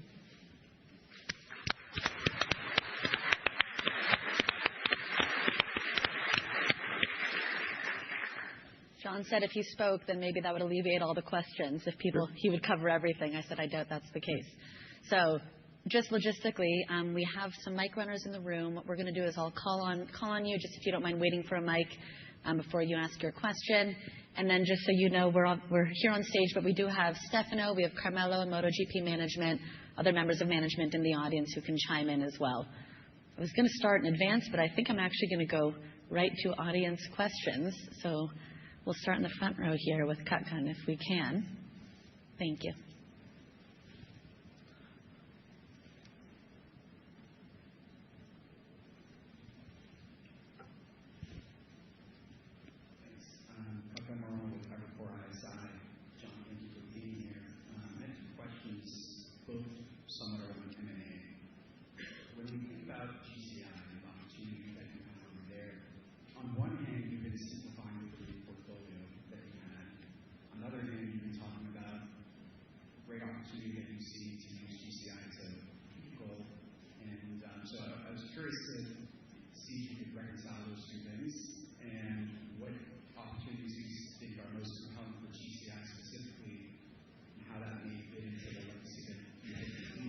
Yeah. And the second question, maybe around Formula One, when we think about the growth outlook ahead and the free cash flow generation, it's incredibly compelling. And I think we're trying to figure out on the outside, over the next few years, is this lead to more deal making like MotoGP, or how much outside interest does this generate Well, first of all, on my scheme for what do I do with GCI, when markets dump sectors, they're not very discriminatory. Okay? They throw the baby out with the bathwater. So trust me, in this huge world we've got, there are a number of communications businesses that are going to generate a lot of free cash flow for a very long time that are selling very cheap. Okay?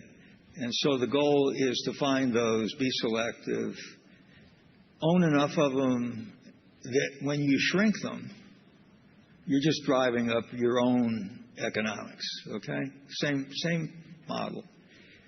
And shelter their free cash flow because you have extraordinary tax attributes. Use financial engineering where it's appropriate.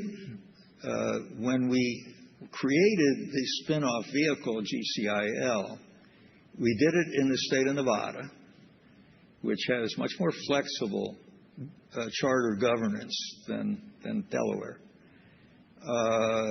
We set it up with the ability to do tracking stocks, for instance, to do preferreds of anything I can dream up.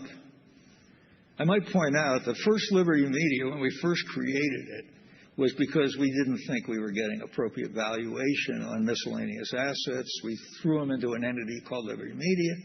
We did a simultaneous incorporation. Within a month or so of its creation, I issued a preferred stock distributed to all Liberty Media shareholders that had a bigger face value than the market cap of the company, because I wanted to shift tax basis from common to preferred.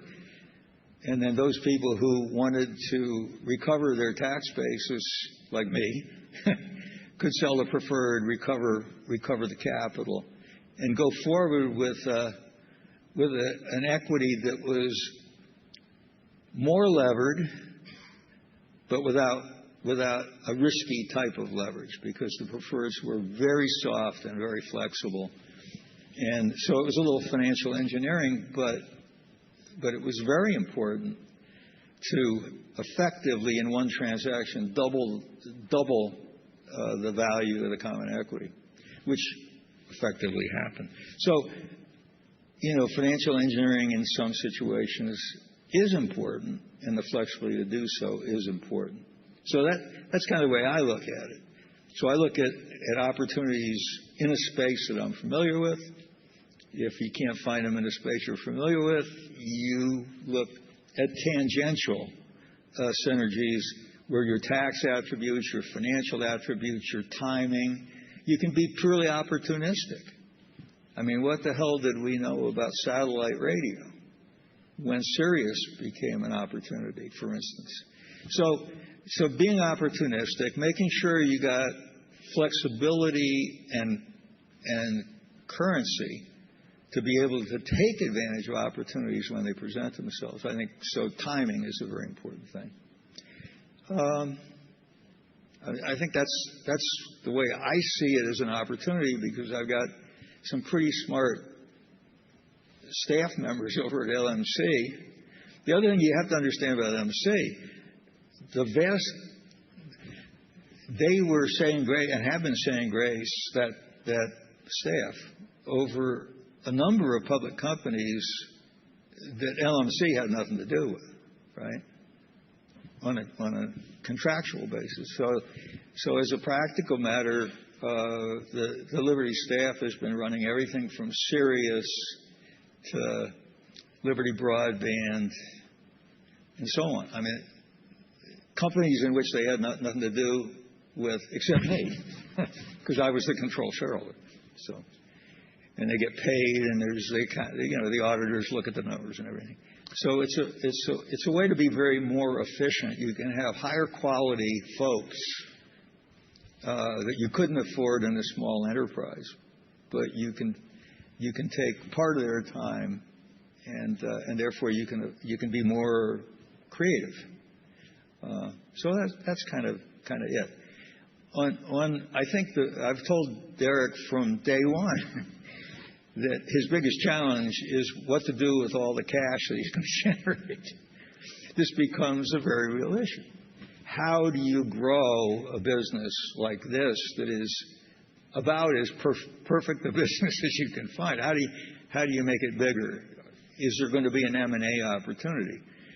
They found MotoGP. They believe some of the same attributes that allow them to do what they've done with F1, right, apply to MotoGP. And so we expect that that's going to be a growth engine, and it will require some investment of some of that free cash flow that F1's generating to deliver a MotoGP profile that has that kind of growth curve and valuation, and celebrity and personality, which are very important in these kind of businesses.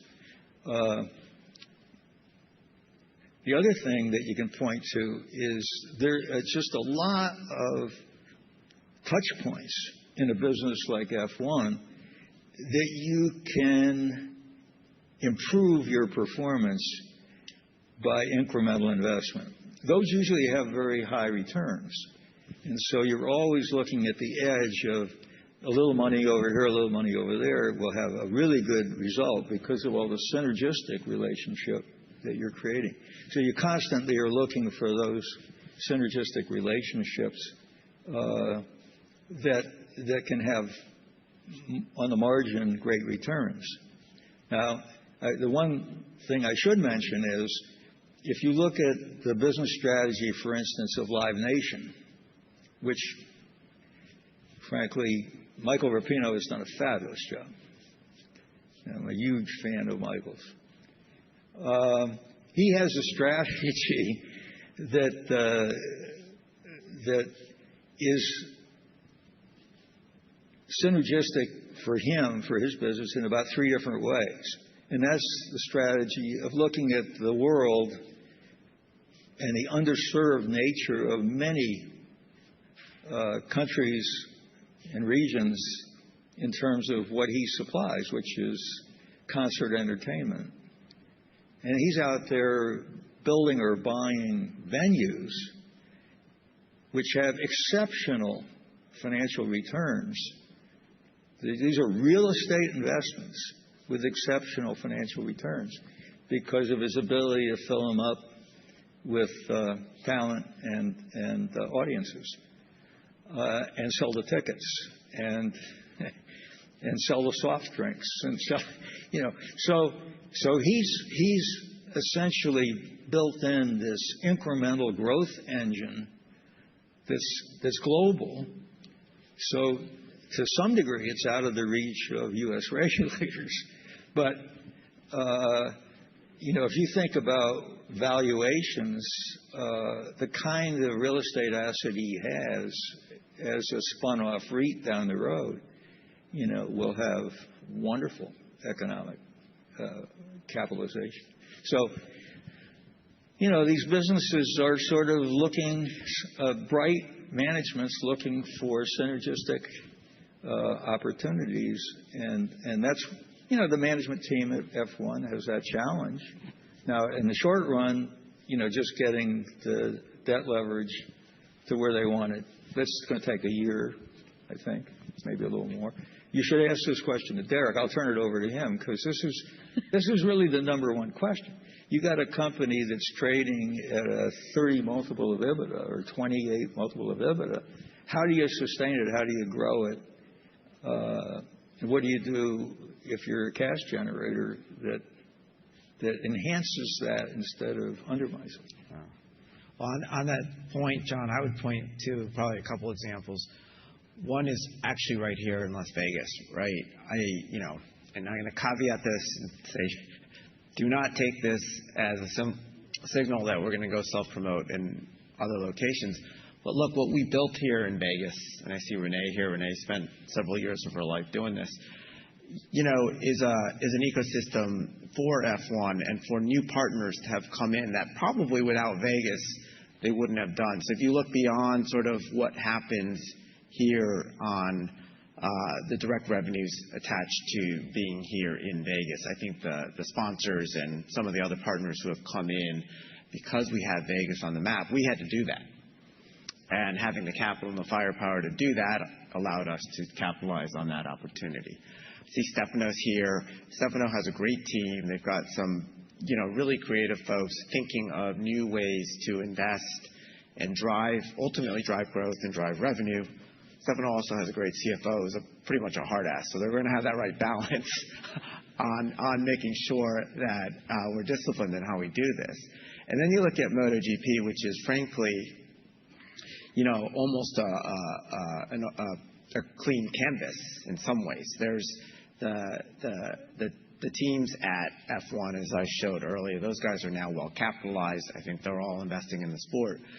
At MotoGP, it's a little bit more scattered, whether it's the teams, whether it's the local promoters, and what they might need. And I think there are ways to collaborate within the existing ecosystem where we obviously do have capital and the ability to deploy it, where we can hopefully use that to accelerate the growth of the whole ecosystem. So I have to say, Derek got invited to the White House for dinner with MBS the other day, and he went. And I was holding my breath to see if he had made any kind of deal. We're all talking about where are the Arabs going to spend all their free cash flow. And, it's been rumored that the Ellisons have been visiting, that Brian's been visiting, I thought at least Derek would come back with the second race in Saudi Arabia. I'm leaving that to Stefano. Okay. I'll build on that note, and maybe Stefano can chime in too. One of the questions we did get in advance, separate from capital deployment, was Formula One has sustained such robust top-line growth. A lot of it lately has been sponsorship-driven. But the question is, if you look going forward, can sponsorship pass the baton on to others? Or how do you think about top-line growers for the Formula One business itself going forward, in addition to Vegas and these other opportunities we've talked about? So I don't know if we want to turn to Stefano to comment on that. We can bring a mic over. Thank you, Shane. Well, I would say that is for sure one of the things that looking ahead in our strategy for the next year is something that we are really focusing, because the demand that we're having is generating a great interest not only on the sponsorship high stream, but it's generating things that we do believe could be beneficial for a stronger new revenue line, like, for example, licensing that is getting a new one where we're going to be strong because we are still small if you compare to other businesses. So I believe that the actual situation we are living is really us to make sure that this transition from a traditional B2B business will give us opportunity to go to the knowledge of our customers. We are collecting data. We need to provide content that is becoming more and more important to be relevant for our future. Relevancy for us is the council on which we will build our strategy. We know that we are competing not against our sport. We are in an ecosystem where everyone can choose today, depending, because we are a global sport, we don't have to forget, watching a movie, looking at a concert, or going to an entertainment platform. So we have this opportunity to increase our revenue stream in categories where before we were not strong. Now, because we have good foundation in other assets that were very, very important, we can really focus our strategy to bringing something new for us. And I think that, if I may say, the good things that they're coming to us if they want to do something new. Saudis are very blessed to progress other things together with us, and not only that.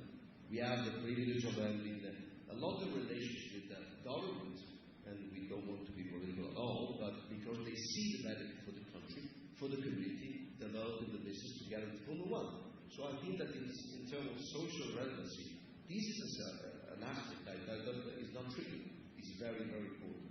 And if I may connect it at that point, I think this is really what we want to do if we want to keep growing in the U.S. Social relevancy for us is a key element. Our dream is you wake up in the morning, there is for sure NFL, there is for sure NBA, going to be F1 soon, every day. And this is really the thing that we, as a team and F1, wants to keep focusing this as a target. And that's why we do believe that in the future, we have just shared, of course, with our shareholder last week in Denver, our progress. We are real facts that are proving that one is still in a good mood, and we don't want to see. We live in a competitive world. We are coming from racing, so we feel the adrenaline of being always under pressure in a constructive way to deliver the result that you and our shareholder wants to see from us. So that's our way to look at our future. Yeah, the other thing that is a good point here is that as we're bringing all these new sponsors in, a lot of these are consumer-focused sponsors. I spoke about this earlier. Stefano spoke about it. Whether it's Disney or Lego, as they develop product and merchandise and all that, and kids, who aren't fans of anything necessarily, start interacting with that, they come to our sport. And if you think about that for the long term, right, the biggest issue with some of the other sports right now is whether or not they're aging out and what the demographics look like. Our demographics are actually getting younger and broader, which is a great place to be because then that provides you additional leverage and durability of your engagement and your revenue streams down the road. So the payback on some of this stuff, we're thinking about, and this is John's point on being able to think long term, is you can go create these relationships, make these investments, even if the returns don't necessarily come next quarter, but 5 years from now or 10 years from now. And John, you can tell your own story about going to Walmart, right? Yeah, no, I walked into Walmart last Christmas looking for presents for my grandkids, and there was a whole aisle given over to Lego Formula One cars, which I thought, wow, right? And, these are kits the kids put together or whatever. So it's become a consumer brand increasingly, and who knows how far that can go. It's got celebrity relationships now. I knew when I got the note that Elon was at the Miami GP with his son on his shoulders, and Jeff Bezos was there. We were in a big celebrity. This is what drove basketball crazy, right? Is the celebrity association. So working on how you broaden that out, I think it just gives you a lot of longevity in terms of people wanting to be associated with the sport, with the brand, with the personalities. We put Brad Pitt back in business, I think, right? Absolutely.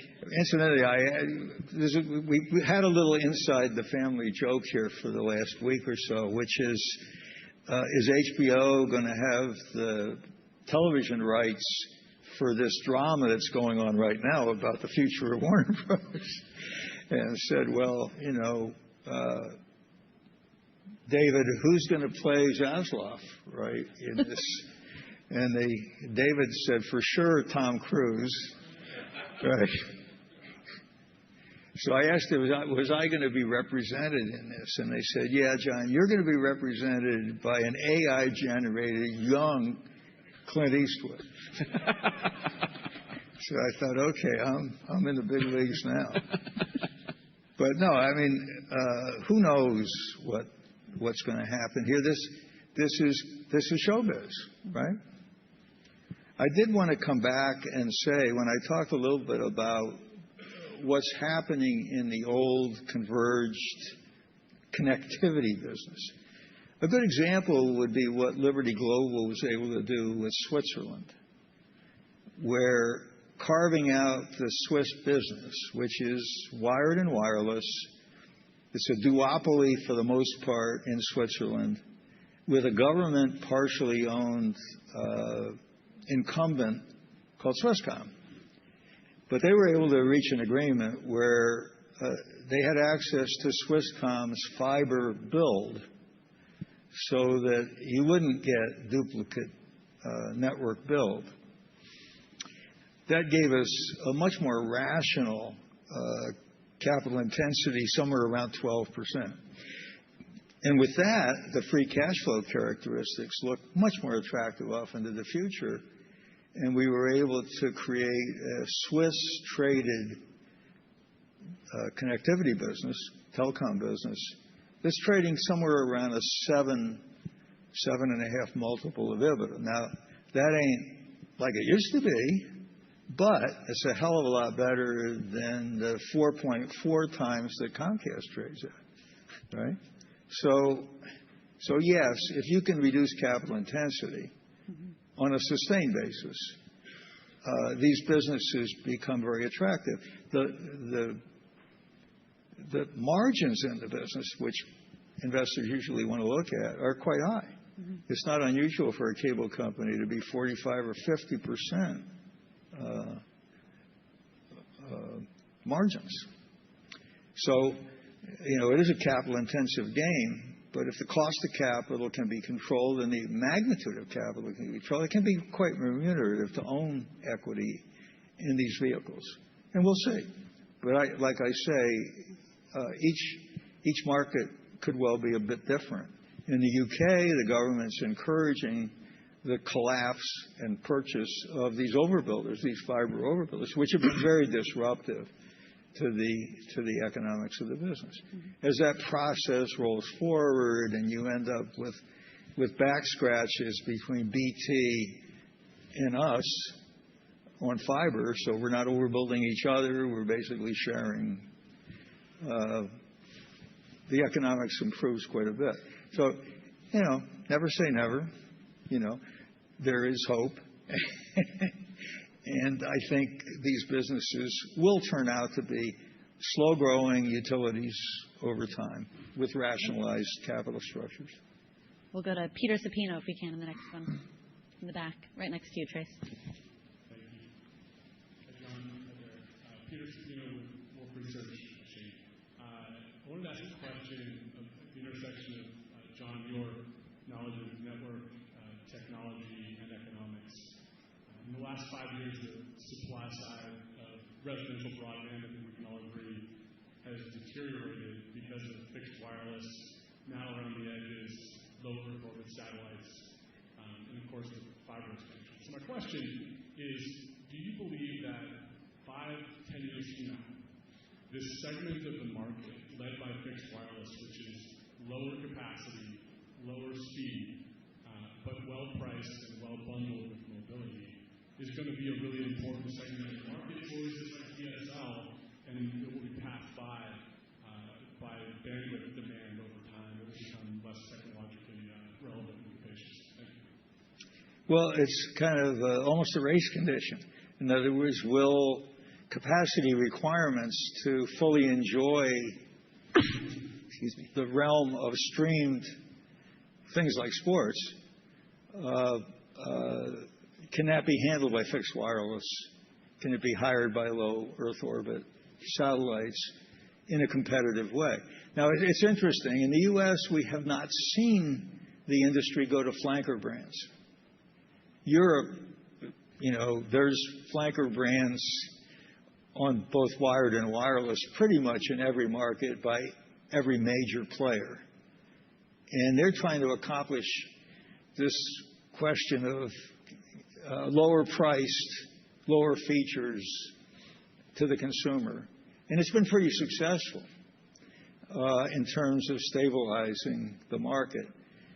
I also believe that the legacy linear video programming has put an albatross on the back of the traditional cable distributor, where his video programming is just too expensive for most households.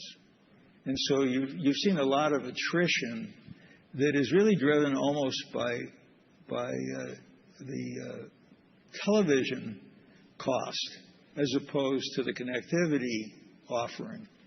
So you've seen a lot of migration in the cable business to YouTube because they have a less expensive video offering, which includes a lot of the linear, but as well as streaming. Charter has tried to replicate that by essentially the top 4 streamers that also have linear.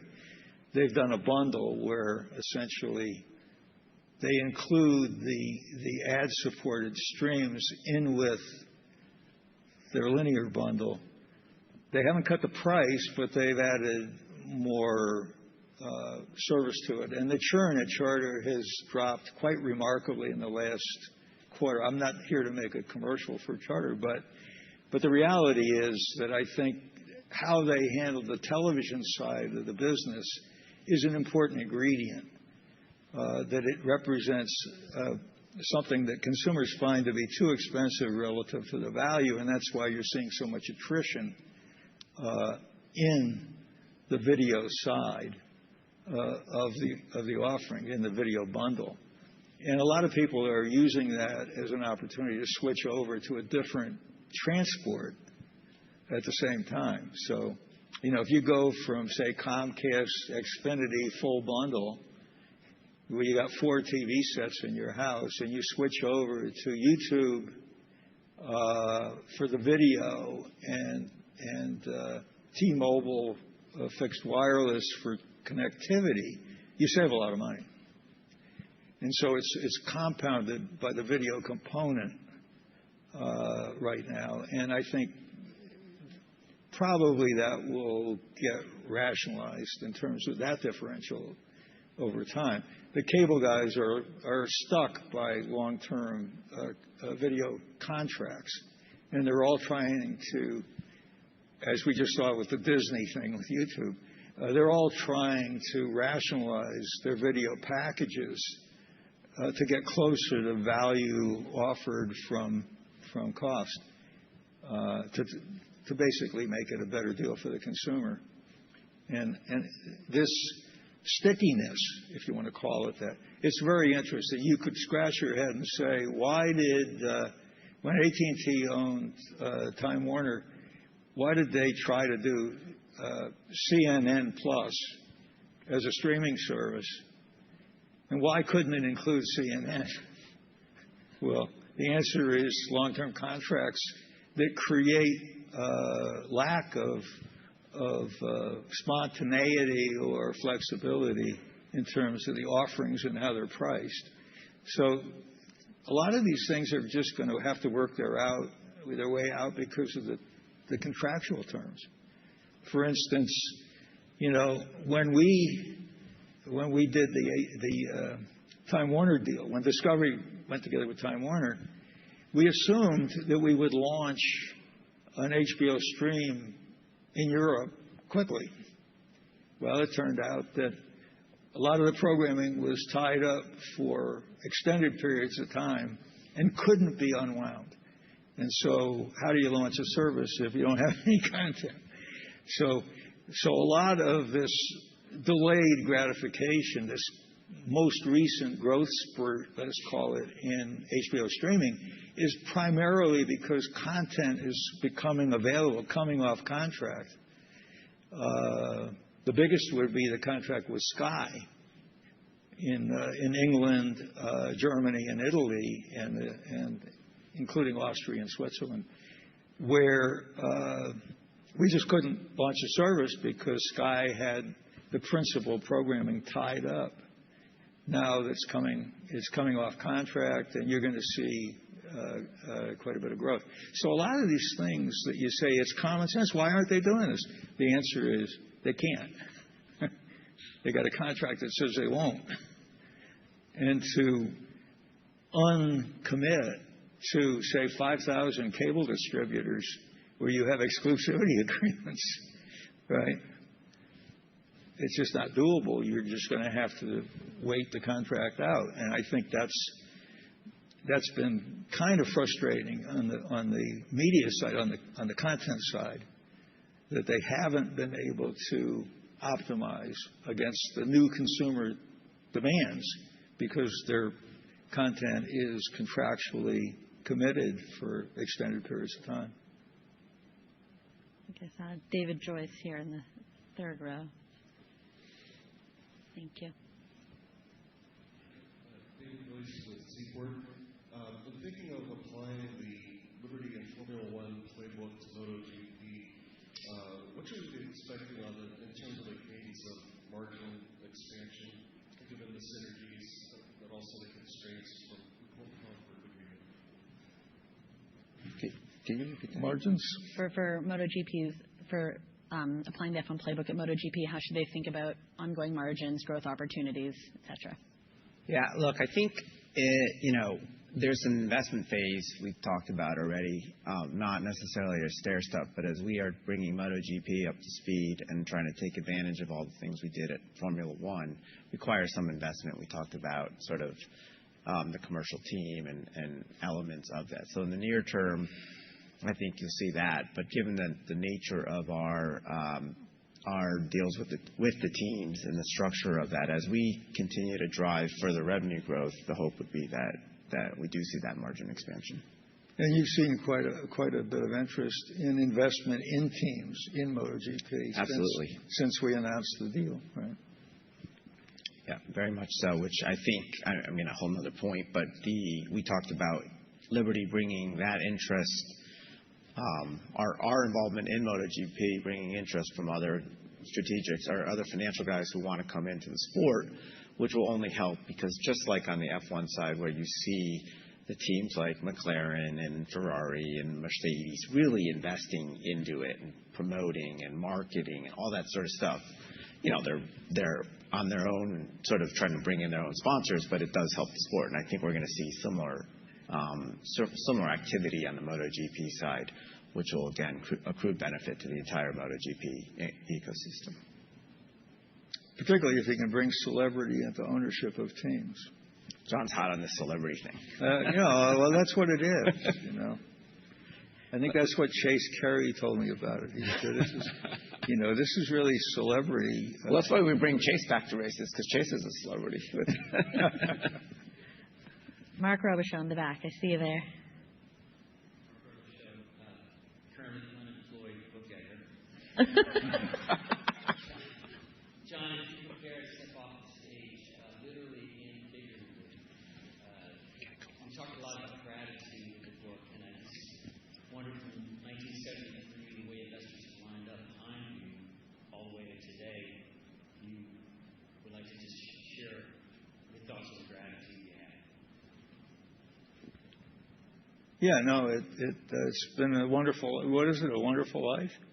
If you read my book, you see that I was kind of an autistic kid. And I've just been so fortunate. I mean, my wife has just been incredible. She would tell you that it took her 67 years to train me to be this social. But, just these wonderful relationships. Bob Magnus, who was a virtual father to me. Even when I was a salesman at Gerald, when I was selling hardware and turnkey construction and cable, I would go stay at Bob's house. How many salesmen get that? And Gene Schneider, oh my God, could he drink brandy? I mean, it was like. So, just the whole history of how good capitalism is, how good people generally are, what a wonderful country America is, take somebody like Mike Milken and what he did to encourage entrepreneurship and growth in non-investment grade businesses. It was incredible. A lot of these things that the relationships, Rupert Murdoch, what can I say? The guy is incredible. He's tough as nails. But if he tells you he's going to do something, he'll do it, These are Barry Diller, the most creative guy I've ever been around. I mean, what guy can go turn around 2 movie studios and build a broadcast network for Rupert, and then go on and build a company for us and convert from media into internet access? And he keeps going. I think he's taken over Las Vegas right now with MGM.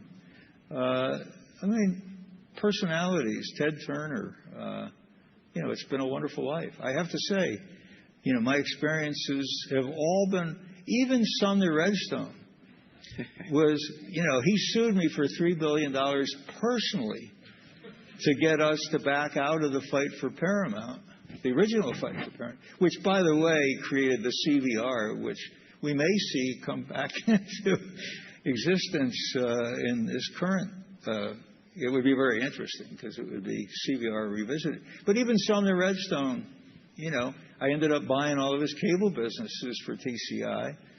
And I think toward the end of his life, I was probably the only guy that would go have dinner with him. It's just been a great, life has been a great experience for me. And I just wanted to relate that in the book. Even guys who sue you don't burn the bridges, because you don't know, there may be a good deal around the corner. They may feel guilt. They may feel guilty. You might get something back. You just don't know. But it's just been wonderful. Most things have worked out quite well. We've created a lot of wealth, I think. Guys take a guy like Bob Johnson with BET, the first black billionaire. To this day, I have a great relationship with Bob, and we're working together to try and make portability in 401k plans doable for low-income people so that they don't go back to zero every time they change jobs. I mean, those kind of things. Good that you're in a position in life to try and think about where your money could do the most good. Whether you put your money in medical research, what do you do with it? Those are just wonderful things to be able to do at this stage of life, is to think about who else can you help. Try to get 1 to 2 more if we can, John, from the audience before we have to wrap. I think Steve Cahill over there, if I'm not mistaken. Thank you, Steve Cahill from Wells Fargo. So, John, I just wanted to go back to your cable industry commentary around capital expenditure decelerating. Maybe the market's also telling us that while that happens, a lot of the top-line trends will remain challenged. However rational fiber building might be, it seems here to stay. So I guess the question is, do you think that the strategy can still work if the revenue of the EBITDA of the industry remains under sustained pressure? And then just Derek on F1, we've got 2 exciting new teams joining next year with Cadillac and Audi. What do you do to help ensure those teams are competitive? It seems like a big opportunity to grow U.S. with a native team, Germany with a native team. So how are you thinking about what F1 can do with some of its new members to keep them in the top tier? Thanks. Well, on the first question, I would say it depends on the regulators in the jurisdiction. If regulators are willing to go for efficiency and allow consolidation or joint efforts or back scratching, whatever you want to call it, to move forward quickly, then I think you can see a stable utility type industry emerge. If they want to keep the 2 cats' tails tied together, hung over the clothesline, tearing each other's guts out, then it's going to be a challenge. I mean, that's the way I look at it. I just look at our example would have been Sirius XM, right? When it was XM versus Sirius, they were both going broke. When the regulators finally relented and allowed those 2 companies to merge, it created a very valuable enterprise. And our timing was just very good investing in it. And Mel's was very bad. But, I think a lot of it has to do with rationalization and at some point, it doesn't make sense for people to pour capital into competitive situations that don't make economic sense. They're going to find solutions other than than cutting price to try and gain share in a fixed variable equation. And to me, it's going to be jurisdiction by jurisdiction. And what we're seeing is countries like Belgium, for instance, are encouraging the development of a concept called a NetCo, where the two competitors collectively own the backbone network. I'm hoping we see this same evolution in other areas. But I think that that's going to be necessary in these situations where there's just way too much money being spent on defensive capital. It's just not rational. And so it has to lead to consolidation, but I can't predict when or necessarily where. But I think where it does happen, I think it makes these businesses investable. I want to touch on the new entrants. Yeah, no, I think, as I said earlier, we're very excited about Cadillac and Audi coming in. Cadillac, as we all know, is a new team to the grid. Audi taking over an existing one. I think Stefano, tries to make sure playing fields are level and everyone has the same resources and access. And, we obviously want not just those two teams to be competitive, but every team to be competitive. And that's something that we strive to do across the board. And I think that's happened over the years. And that's another thing that's just led to the tremendous amount of fan interest that we have. But Stefano, I don't know if you want to add to that. And that's probably the last one.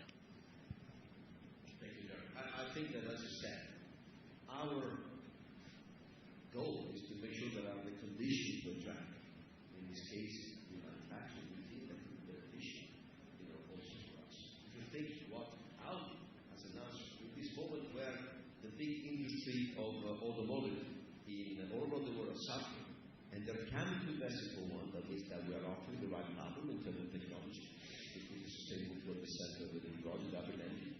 Of course, it's a multi-sport dimension that is totally different from mobility, but I would say, knowing that group very, very well, the fact that they are in and they're going to be in with a long-term journey means that exactly what we did is to make sure that the conditions are for them the right one to develop a new opportunity in this context. And for Canada, definitely, and we don't have to forget Ford, they're going to be an enabler to attract more awareness in this country.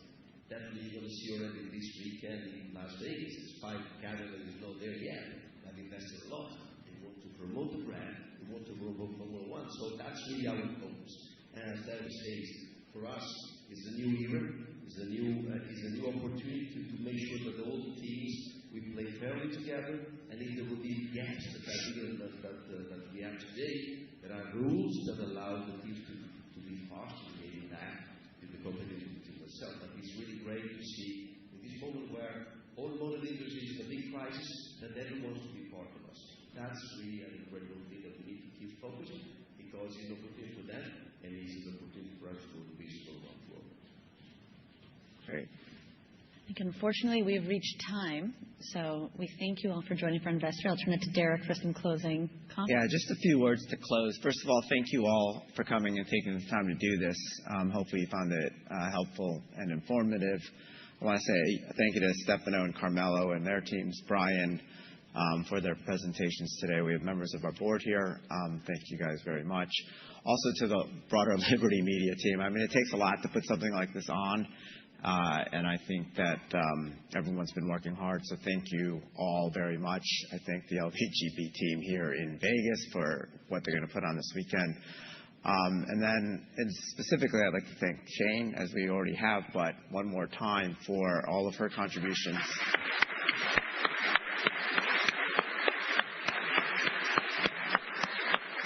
All of her contributions over the years. So, Shane, thank you very much. I think that you can all tell, too, that Shane is expecting. So, congratulate you on that. Her husband is actually, who's a doctor, is actually here just in case something were to have happened. And then finally, also, Shane's team, Amber and Mary Ann, who I think played a huge role in this. Thank you guys very much. And then